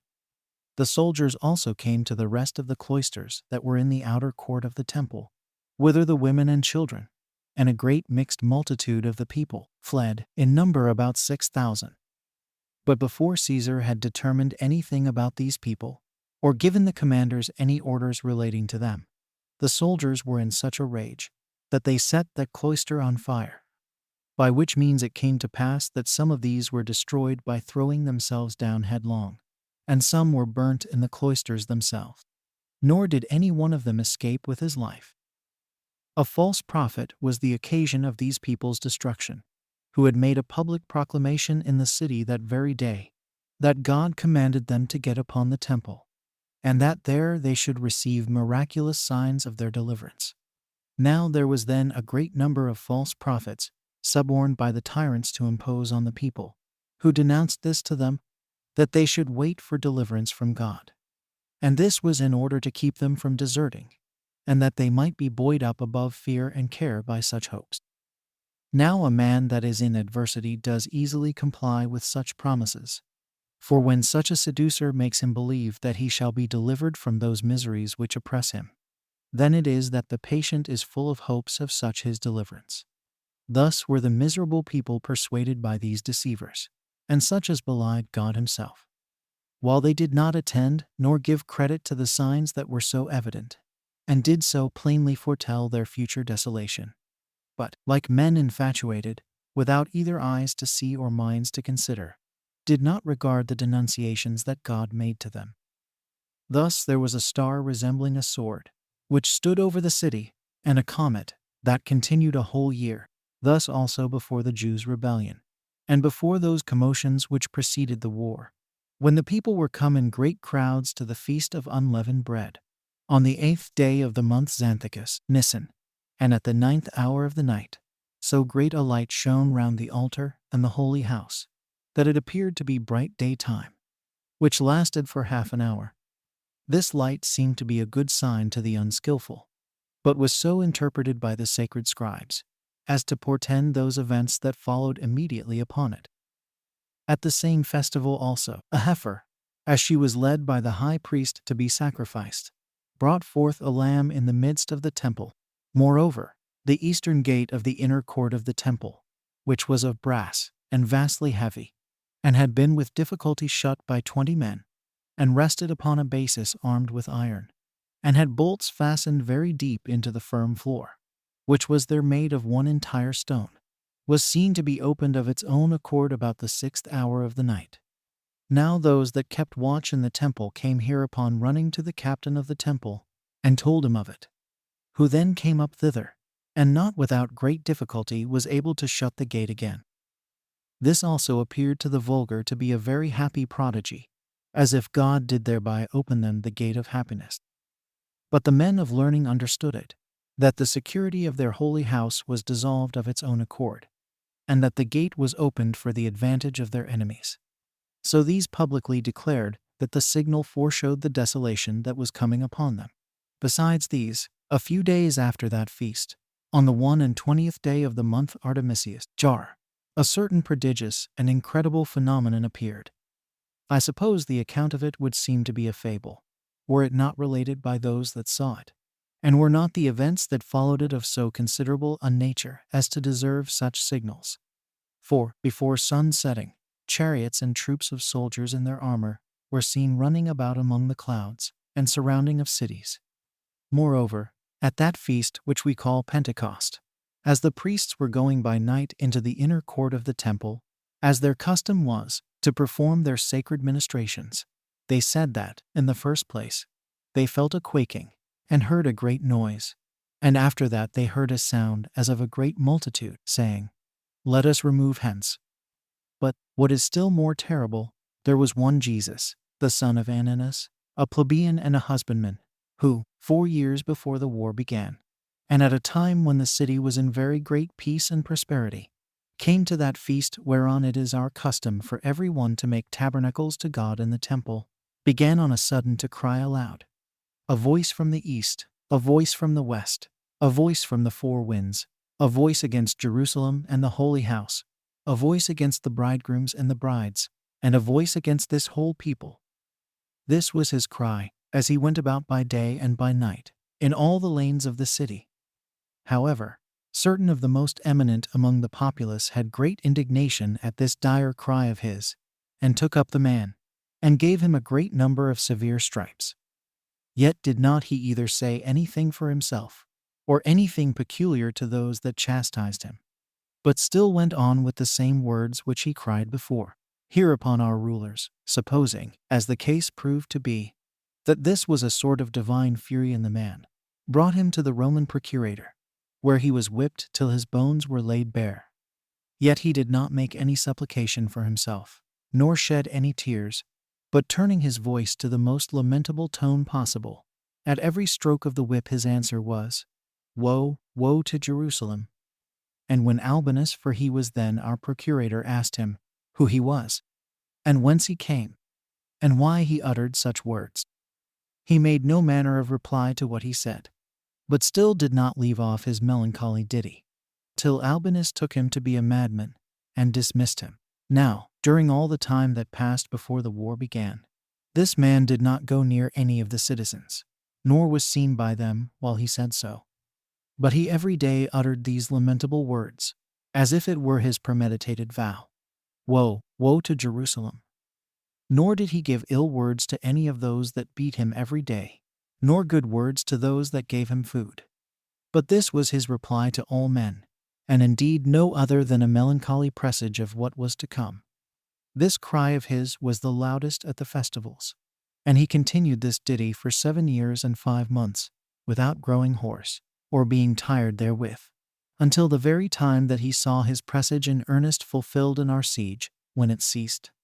For as he was going round upon the wall, he cried out with his utmost force, Woe, woe to the city again, and to the people, and to the holy house. And just as he added at the last, Woe, woe to myself also, there came a stone out of one of the engines, and smote him, and killed him immediately. And as he was uttering the very same presages, he gave up the ghost.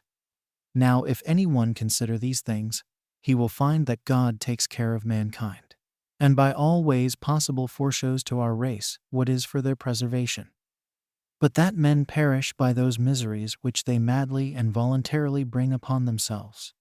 For the Jews, by demolishing the tower of Antonia, had made their temple 4 square, while at the same time they had it written in their sacred oracles, that then should their city be taken, as well as their holy house, when once their temple should become 4 square. But now, what did the most elevate them in undertaking this war, was an ambiguous oracle that was also found in their sacred writings, how, about that time, one from their country should become governor of the habitable earth.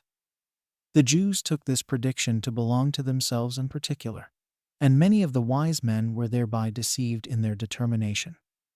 Now this oracle certainly denoted the government of Vespasian, who was appointed emperor in Judea. However, it is not possible for men to avoid fate, although they see it beforehand. But these men interpreted some of these signals according to their own pleasure, and some of them they utterly despised, until their madness was demonstrated, both by the taking of their city and their own destruction. Chapter 6. How the Romans carried their ensigns to the temple, and made joyful acclamations to Titus. The speech that Titus made to the Jews when they made supplication for mercy. What reply they made thereto, and how that reply moved Titus's indignation against them. And now the Romans, upon the flight of the seditious into the city, and upon the burning of the holy house itself, and of all the buildings round about it, brought their ensigns to the temple, and set them over against its eastern gate. And there did they offer sacrifices to them, and there did they make Titus imperator with the greatest acclamations of joy. And now all the soldiers had such vast quantities of the spoils which they had gotten by plunder, that in Syria a pound weight of gold was sold for half its former value.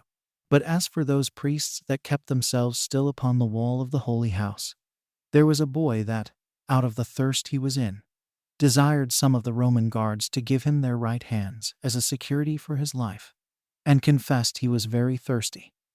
These guards commiserated his age, and the distress he was in, and gave him their right hands accordingly.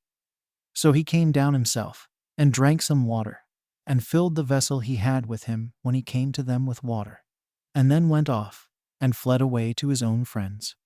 Nor could any of those guards overtake him, but still they reproached him for his perfidiousness. To which he made this answer: I have not broken the agreement, for the security I had given me was not in order to my staying with you, but only in order to my coming down safely, and taking up some water. Both which things I have performed, and thereupon think myself to have been faithful to my engagement. Hereupon those whom the child had imposed upon admired at his cunning, and that on account of his age. On the 5th day afterward, the priests that were pined with a famine came down, and when they were brought to Titus by the guards, they begged for their lives. But he replied that the time of pardon was over as to them, and that this very holy house, on whose account only they could justly hope to be preserved, was destroyed, and that it was agreeable to their office that priests should perish with the house itself to which they belong. So he ordered them to be put to death.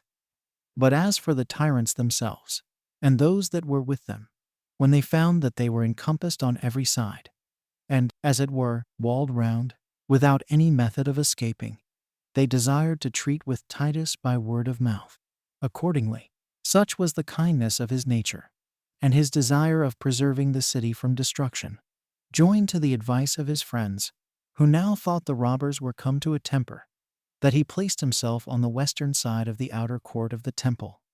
For there were gates on that side above the Xystus, and a bridge that connected the upper city to the temple. This bridge it was that lay between the tyrants and Caesar, and parted them.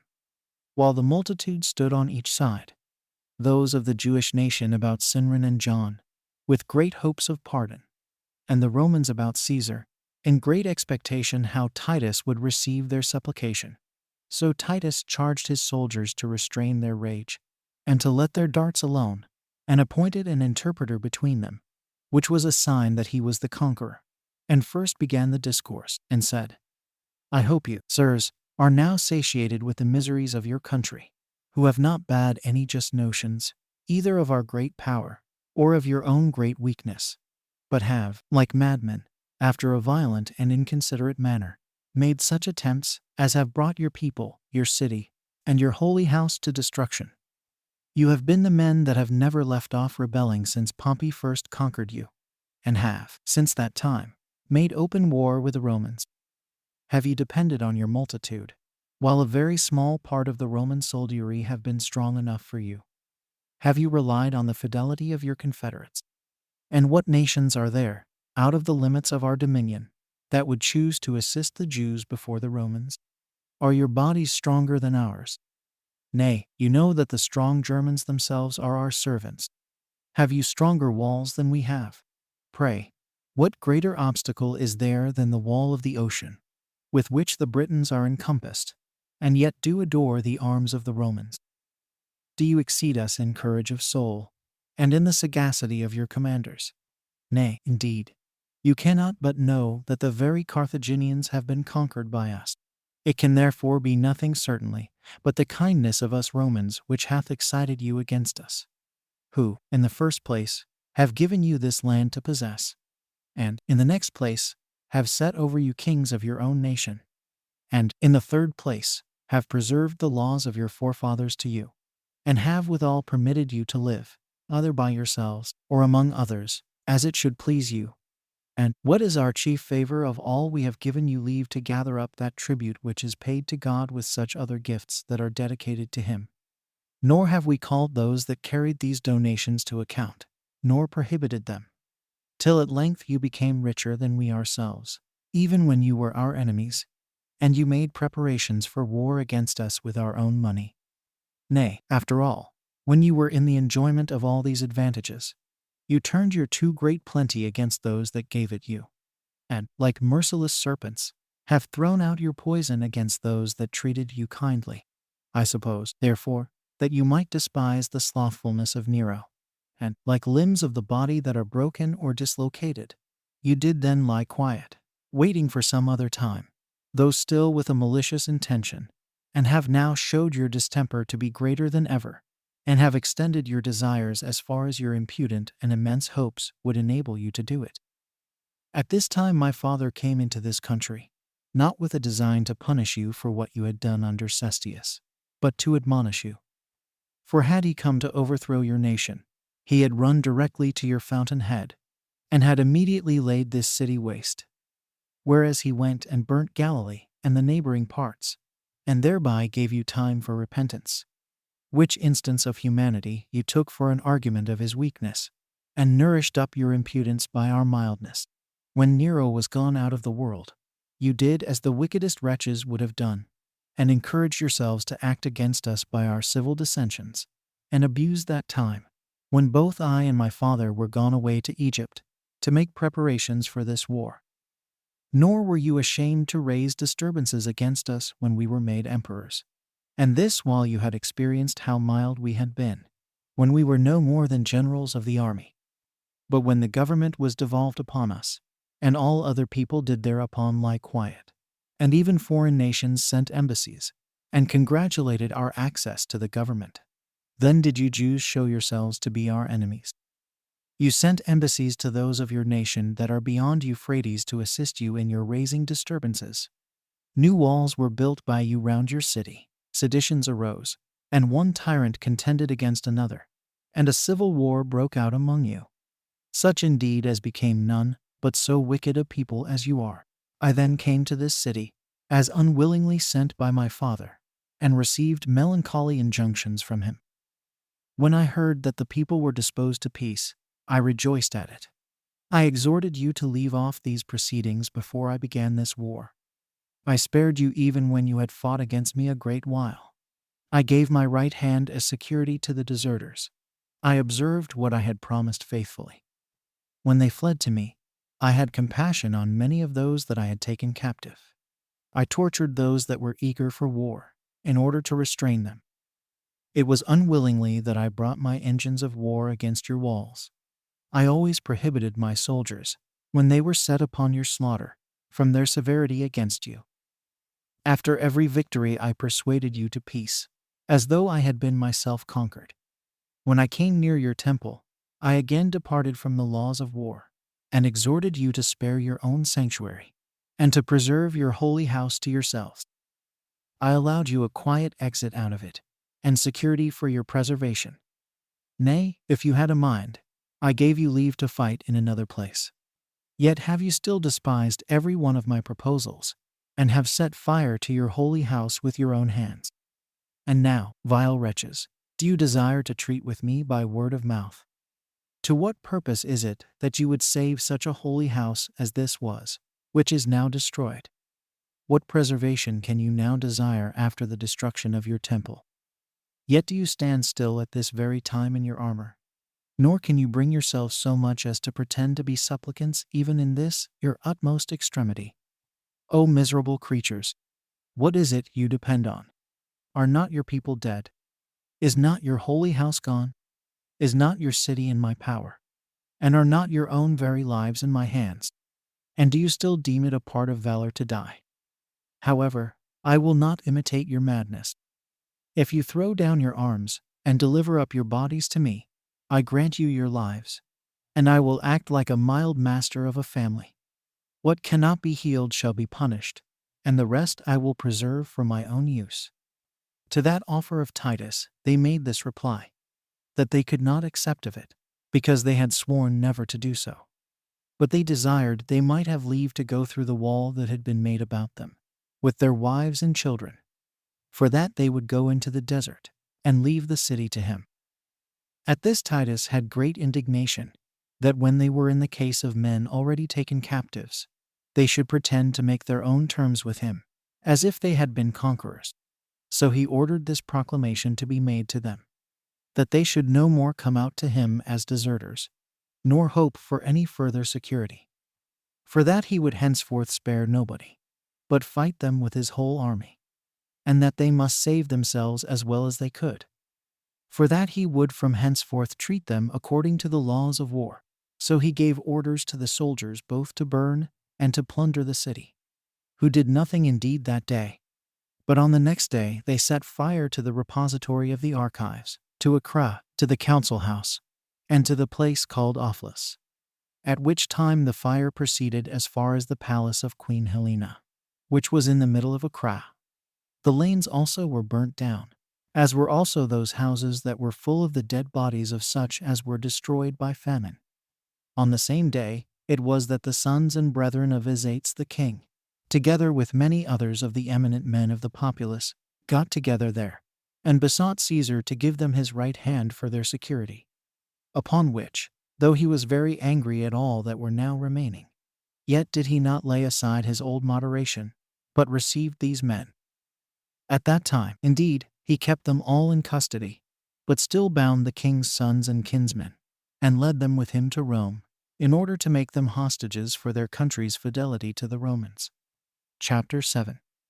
What afterward befell the seditious, when they had done a great deal of mischief, and suffered many misfortunes, as also how Caesar became master of the upper city.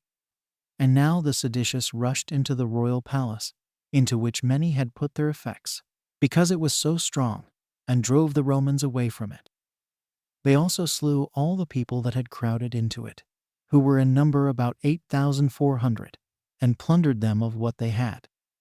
They also took 2 of the Romans alive. The one was a horseman, and the other a footman.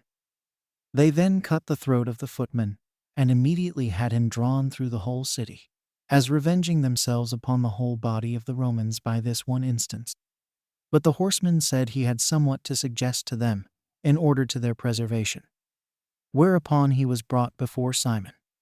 But he having nothing to say when he was there, he was delivered to Ardalas, one of his commanders, to be punished, who bound his hands behind him, and put a riband over his eyes, and then brought him out over against the Romans, as intending to cut off his head. But the man prevented that execution, and ran away to the Romans, and this while the Jewish executioner was drawing out his sword. Now when he was gotten away from the enemy, Titus could not think of putting him to death, but because he deemed him unworthy of being a Roman soldier any longer, on account that he had been taken alive by the enemy, he took away his arms, and ejected him out of the legion whereto he had belonged, which, to one that had a sense of shame, was a penalty severer than death itself. On the next day, the Romans drove the robbers out of the lower city, and set all on fire as far as Siloam. These soldiers were indeed glad to see the city destroyed, but they missed the plunder, because the seditious had carried off all their effects, and were retired into the upper city. For they did not yet at all repent of the mischiefs they had done, but were insolent, as if they had done well. For, as they saw the city on fire, they appeared cheerful, and put on joyful countenances, in expectation, as they said, of death to end their miseries. Accordingly, as the people were now slain, the holy house was burnt down, and the city was on fire. There was nothing further left for the enemy to do. Yet did not Josephus grow weary, even in this utmost extremity, to beg of them to spare what was left of the city.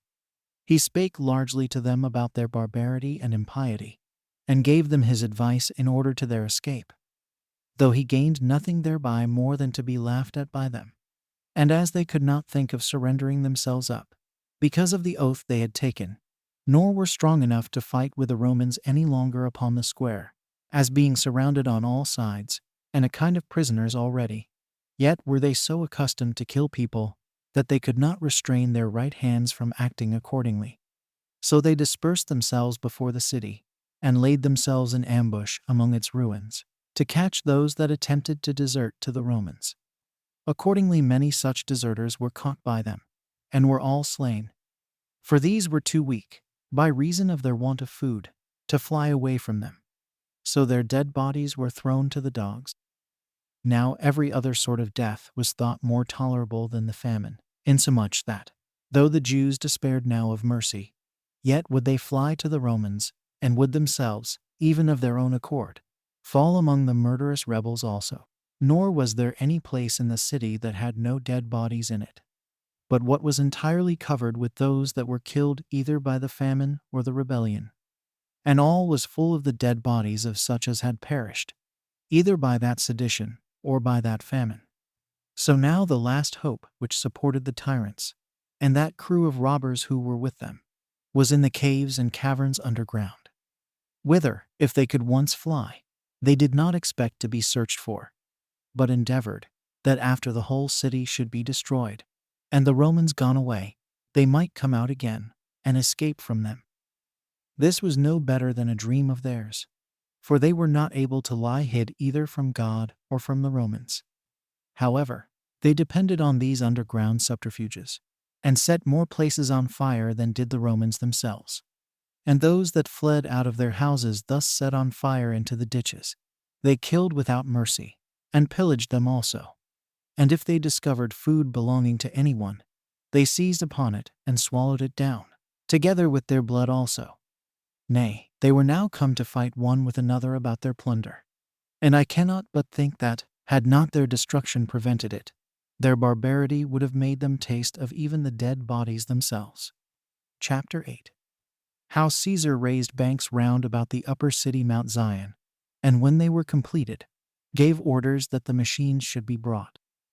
He then possessed himself of the whole city. Now when Caesar perceived that the upper city was so steep that it could not possibly be taken without raising banks against it, he distributed the several parts of that work among his army, and this on the 20th day of the month Lusab. Now the carriage of the materials was a difficult task, since all the trees, as I have already told you, that were about the city, within the distance of 100 furlongs, had their branches cut off already, in order to make the former banks. The works that belonged to the 4 legions were erected on the west side of the city, over against the royal palace.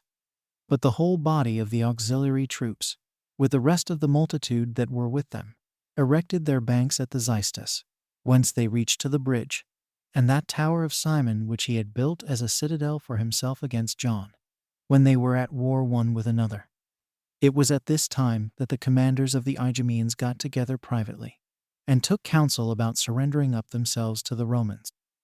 Accordingly, they sent 5 men to Titus, and entreated him to give them his right hand for their security. So Titus, thinking that the tyrants would yield, if the Idumeans, upon whom a great part of the war depended, were once withdrawn from them, after some reluctancy and delay, complied with them, and gave them security for their lives, and sent the 5 men back.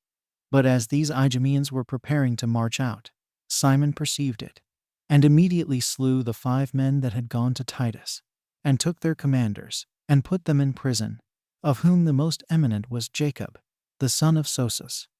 But as for the multitude of the Idumeans, who did not at all know what to do, now their commanders were taken from them, he had them watched, and secured the walls by a more numerous garrison. Yet could not that garrison resist those that were deserting. For although a great number of them were slain, yet were the deserters many more in number. They were all received by the Romans, because Titus himself grew negligent as to his former orders for killing them, and because the very soldiers grew weary of killing them, and because they hoped to get some money by sparing them. For they left only the populace, and sold the rest of the multitude, with their wives and children, and every one of them at a very low price. And that because such as were sold were very many, and the buyers were few. And although Titus had made proclamation beforehand, that no deserter should come alone by himself, that so they might bring out their families with them, yet did he receive such as these also. However, he set over them such as were to distinguish some from others, in order to see if any of them deserved to be punished. And indeed the number of those that were sold was immense. But of the populace above 40,000 were saved, whom Caesar let go whither every one of them pleased. But now at this time it was that one of the priests, the son of the Buthus, whose name was Jesus, upon his having security given him, by the oath of Caesar, that he should be preserved, upon condition that he should deliver to him certain of the precious things that had been reposited in the temple, came out of it, and delivered him from the wall of the holy house 2 candlesticks, like to those that lay in the holy house, with tables and cisterns and vials, all made of solid gold, and very heavy. He also delivered to him the veils and the garments, with the precious stones, and a great number of other precious vessels that belonged to their sacred worship. The treasurer of the temple also, whose name was Phineas, was seized on, and showed Titus the coats and girdles of the priests, with a great quantity of purple and scarlet, which were there reposited for the uses of the veil, as also a great deal of cinnamon and cassia, with a large quantity of other sweet spices, which used to be mixed together, and offered as incense to God every day. A great many other treasures were also delivered to him, with sacred ornaments of the temple not a few. Which things thus delivered to Titus obtained of him for this man the same pardon that he had allowed to such as deserted of their own accord. And now were the banks finished on the 7th day of the month Gorpius, Elul, in 18 days' time, when the Romans brought their machines against the wall. But for the seditious, some of them, as despairing of saving the city, retired from the wall to the citadel. Others of them went down into the subterranean vaults, though still a great many of them defended themselves against those that brought the engines for the battery. Yet did the Romans overcome them by their number and by their strength. And, what was the principal thing of all, by going cheerfully about their work, while the Jews were quite dejected, and become weak. Now as soon as a part of the wall was battered down, and certain of the towers yielded to the impression of the battering rams, those that opposed themselves fled away, and such a terror fell upon the tyrants, as was much greater than the occasion required. For before the enemy got over the breach they were quite stunned, and were immediately for flying away. And now one might see these men, who had hitherto been so insolent and arrogant in their wicked practices, to be cast down and to tremble, insomuch that it would pity one's heart to observe the change that was made in those vile persons. Accordingly, they ran with great violence upon the Roman wall that encompassed them, in order to force away those that guarded it, and to break through it, and get away. But when they saw that those who had formerly been faithful to them had gone away, as indeed they were fled whithersoever the great distress they were in persuaded them to flee, as also when those that came running before the rest told them that the western wall was entirely overthrown, while others said the Romans were gotten in, and others that they were near, and looking out for them, which were only the dictates of their fear, which imposed upon their sight, they fell upon their face, and greatly lamented their own mad conduct, and their nerves were so terribly loosed, that they could not flee away. And here one may chiefly reflect on the power of God exercised upon these wicked wretches, and on the good fortune of the Romans. For these tyrants did now wholly deprive themselves of the security they had in their own power, and came down from those very towers of their own accord, wherein they could have never been taken by force, nor indeed by any other way than by famine. And thus did the Romans, when they had taken such great pains about weaker walls, get by good fortune what they could never have gotten by their engines. For 3 of these towers were too strong for all mechanical engines whatsoever, concerning which we have treated above. So they now left these towers of themselves, or rather they were ejected out of them by God himself, and fled immediately to that valley which was under Siloam, where they again recovered themselves out of the dread they were in for a while, and ran violently against that part of the Roman wall which lay on that side. But as their courage was too much depressed to make their attacks with sufficient force, and their power was now broken with fear and affliction, they were repulsed by the guards, and dispersing themselves at distances from each other, went down into the subterranean caverns. So the Romans being now become masters of the walls, they both placed their ensigns upon the towers, and made joyful acclamations for the victory they had gained, as having found the end of this war much lighter than its beginning. For when they had gotten upon the last wall, without any bloodshed, they could hardly believe what they found to be true. But seeing nobody to oppose them, they stood in doubt what such an unusual solitude could mean. But when they went in numbers into the lanes of the city with their swords drawn, they slew those whom they overtook without, and set fire to the houses whither the Jews were fled, and burnt every soul in them, and laid waste a great many of the rest. And when they were come to the houses to plunder them, they found in them entire families of dead men, and the upper rooms full of dead corpses, that is, of such as died by the famine. They then stood in a horror at this sight, and went out without touching anything. But although they had this commiseration for such as were destroyed in that manner, yet had they not the same for those that were still alive, but they ran every one through whom they met with, and obstructed the very lanes with their dead bodies, and made the whole city run down with blood, to such a degree indeed that the fire of many of the houses was quenched with these men's blood. And truly so it happened, that though the slayers left off at the evening, yet did the fire greatly prevail in the night. And as all was burning, came that 8th day of the month Gorpius Elul upon Jerusalem, a city that had been liable to so many miseries during this siege, that, had it always enjoyed as much happiness from its first foundation, it would certainly have been the envy of the world. Nor did it on any other account so much deserve these sore misfortunes, as by producing such a generation of men as were the occasions of this, its overthrow. Chapter 9. What injunctions Caesar gave when he was come within the city. The number of the captives, and of those that perished in the siege, as also concerning those that had escaped into the subterranean caverns, among whom were the tyrants Simon and John themselves. Now when Titus was come into this upper city, he admired not only some other places of strength in it, but particularly those strong towers which the tyrants in their mad conduct had relinquished. For when he saw their solid altitude, and the largeness of their several stones, and the exactness of their joints, as also how great was their breadth, and how extensive their length, he expressed himself after the manner following: We have certainly had God for our assistant in this war, and it was no other than God who ejected the Jews out of these fortifications. For what could the hands of men or any machines do towards overthrowing these towers? At which time he had many such discourses to his friends. He also let such go free as had been bound by the tyrants, and were left in the prisons.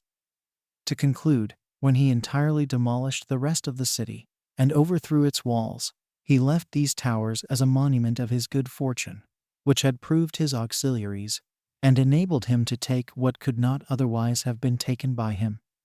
And now, since his soldiers were already quite tired with killing men, and yet there appeared to be a vast multitude still remaining alive, Caesar gave orders that they should kill none but those that were in arms, and opposed them, but should take the rest alive. But, together with those whom they had orders to slay, they slew the aged and the infirm. But for those that were in their flourishing age, and who might be useful to them, they drove them together into the temple, and shut them up within the walls of the court of the women, over which Caesar set one of his freed men, as also Fronto, one of his own friends, which last was to determine every one's fate, according to his merits. So this Fronto slew all those that had been seditious and robbers, who were impeached one by another. But of the young men he chose out the tallest and most beautiful, and reserved them for the triumph.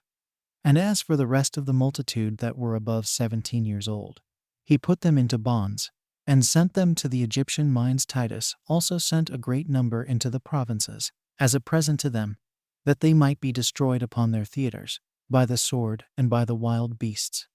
But those that were under 17 years of age were sold for slaves. Now during the days wherein Fronto was distinguishing these men, there perished, for want of food, 11,000, some of whom did not taste any food, through the hatred their guards bore to them, and others would not take in any when it was given them. The multitude also was so very great, that they were in want even of corn for their sustenance. Now the number of those that were carried captive during this whole war was collected to be 97,000, as was the number of those that perished during the whole siege 1,100,000, the greater part of whom were indeed of the same nation with the citizens of Jerusalem, but not belonging to the city itself. For they were come up from all the country to the feast of unleavened bread, and were on a sudden shut up by an army, which, at the very first, occasioned so great a straitness among them, that there came a pestilential destruction upon them, and soon afterward such a famine, as destroyed them more suddenly.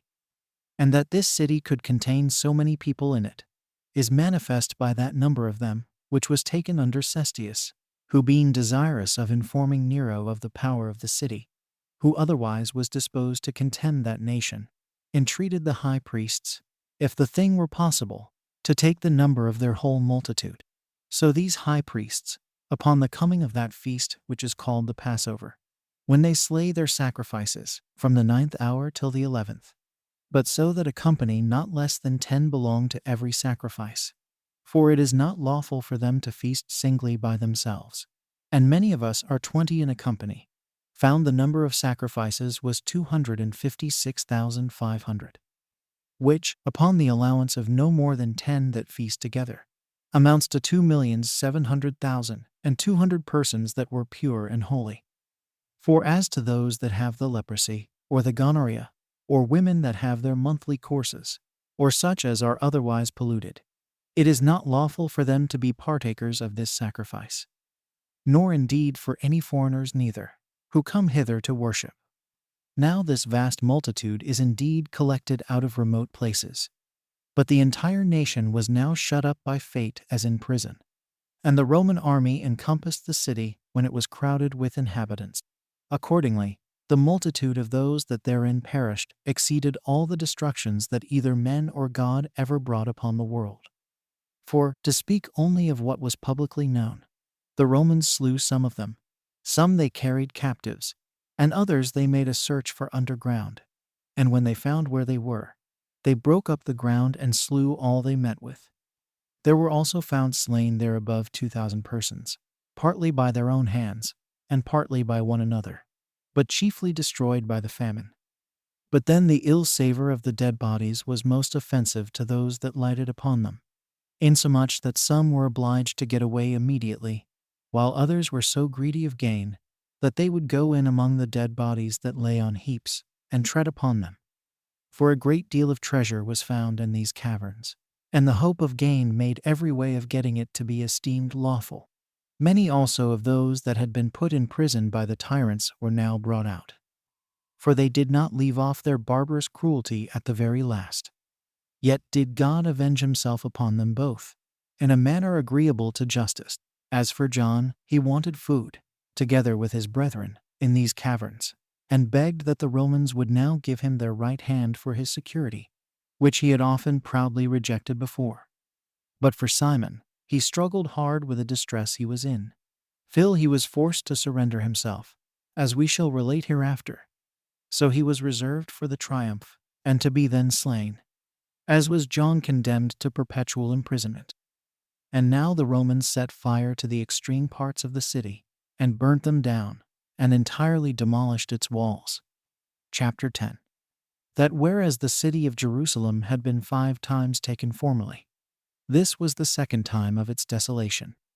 A brief account of its history. And thus was Jerusalem taken, in the 2nd year of the reign of Vespasian, on the 8th day of the month Corpus Elul. It had been taken 5 times before, though this was the 2nd time of its desolation.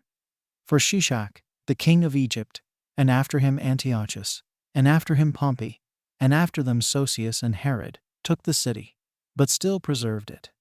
But before all these, the king of Babylon conquered it, and made it desolate, 1468 years and 6 months after it was built. But he who first built it was a potent man among the Canaanites, and is in our own tongue called Melchizedek, the righteous king, for such he really was, on which account he was there the first priest of God, and first built a temple there, and called the city Jerusalem, which was formerly called Salem. However, David, the king of the Jews, ejected the Canaanites, and set tide his own people therein.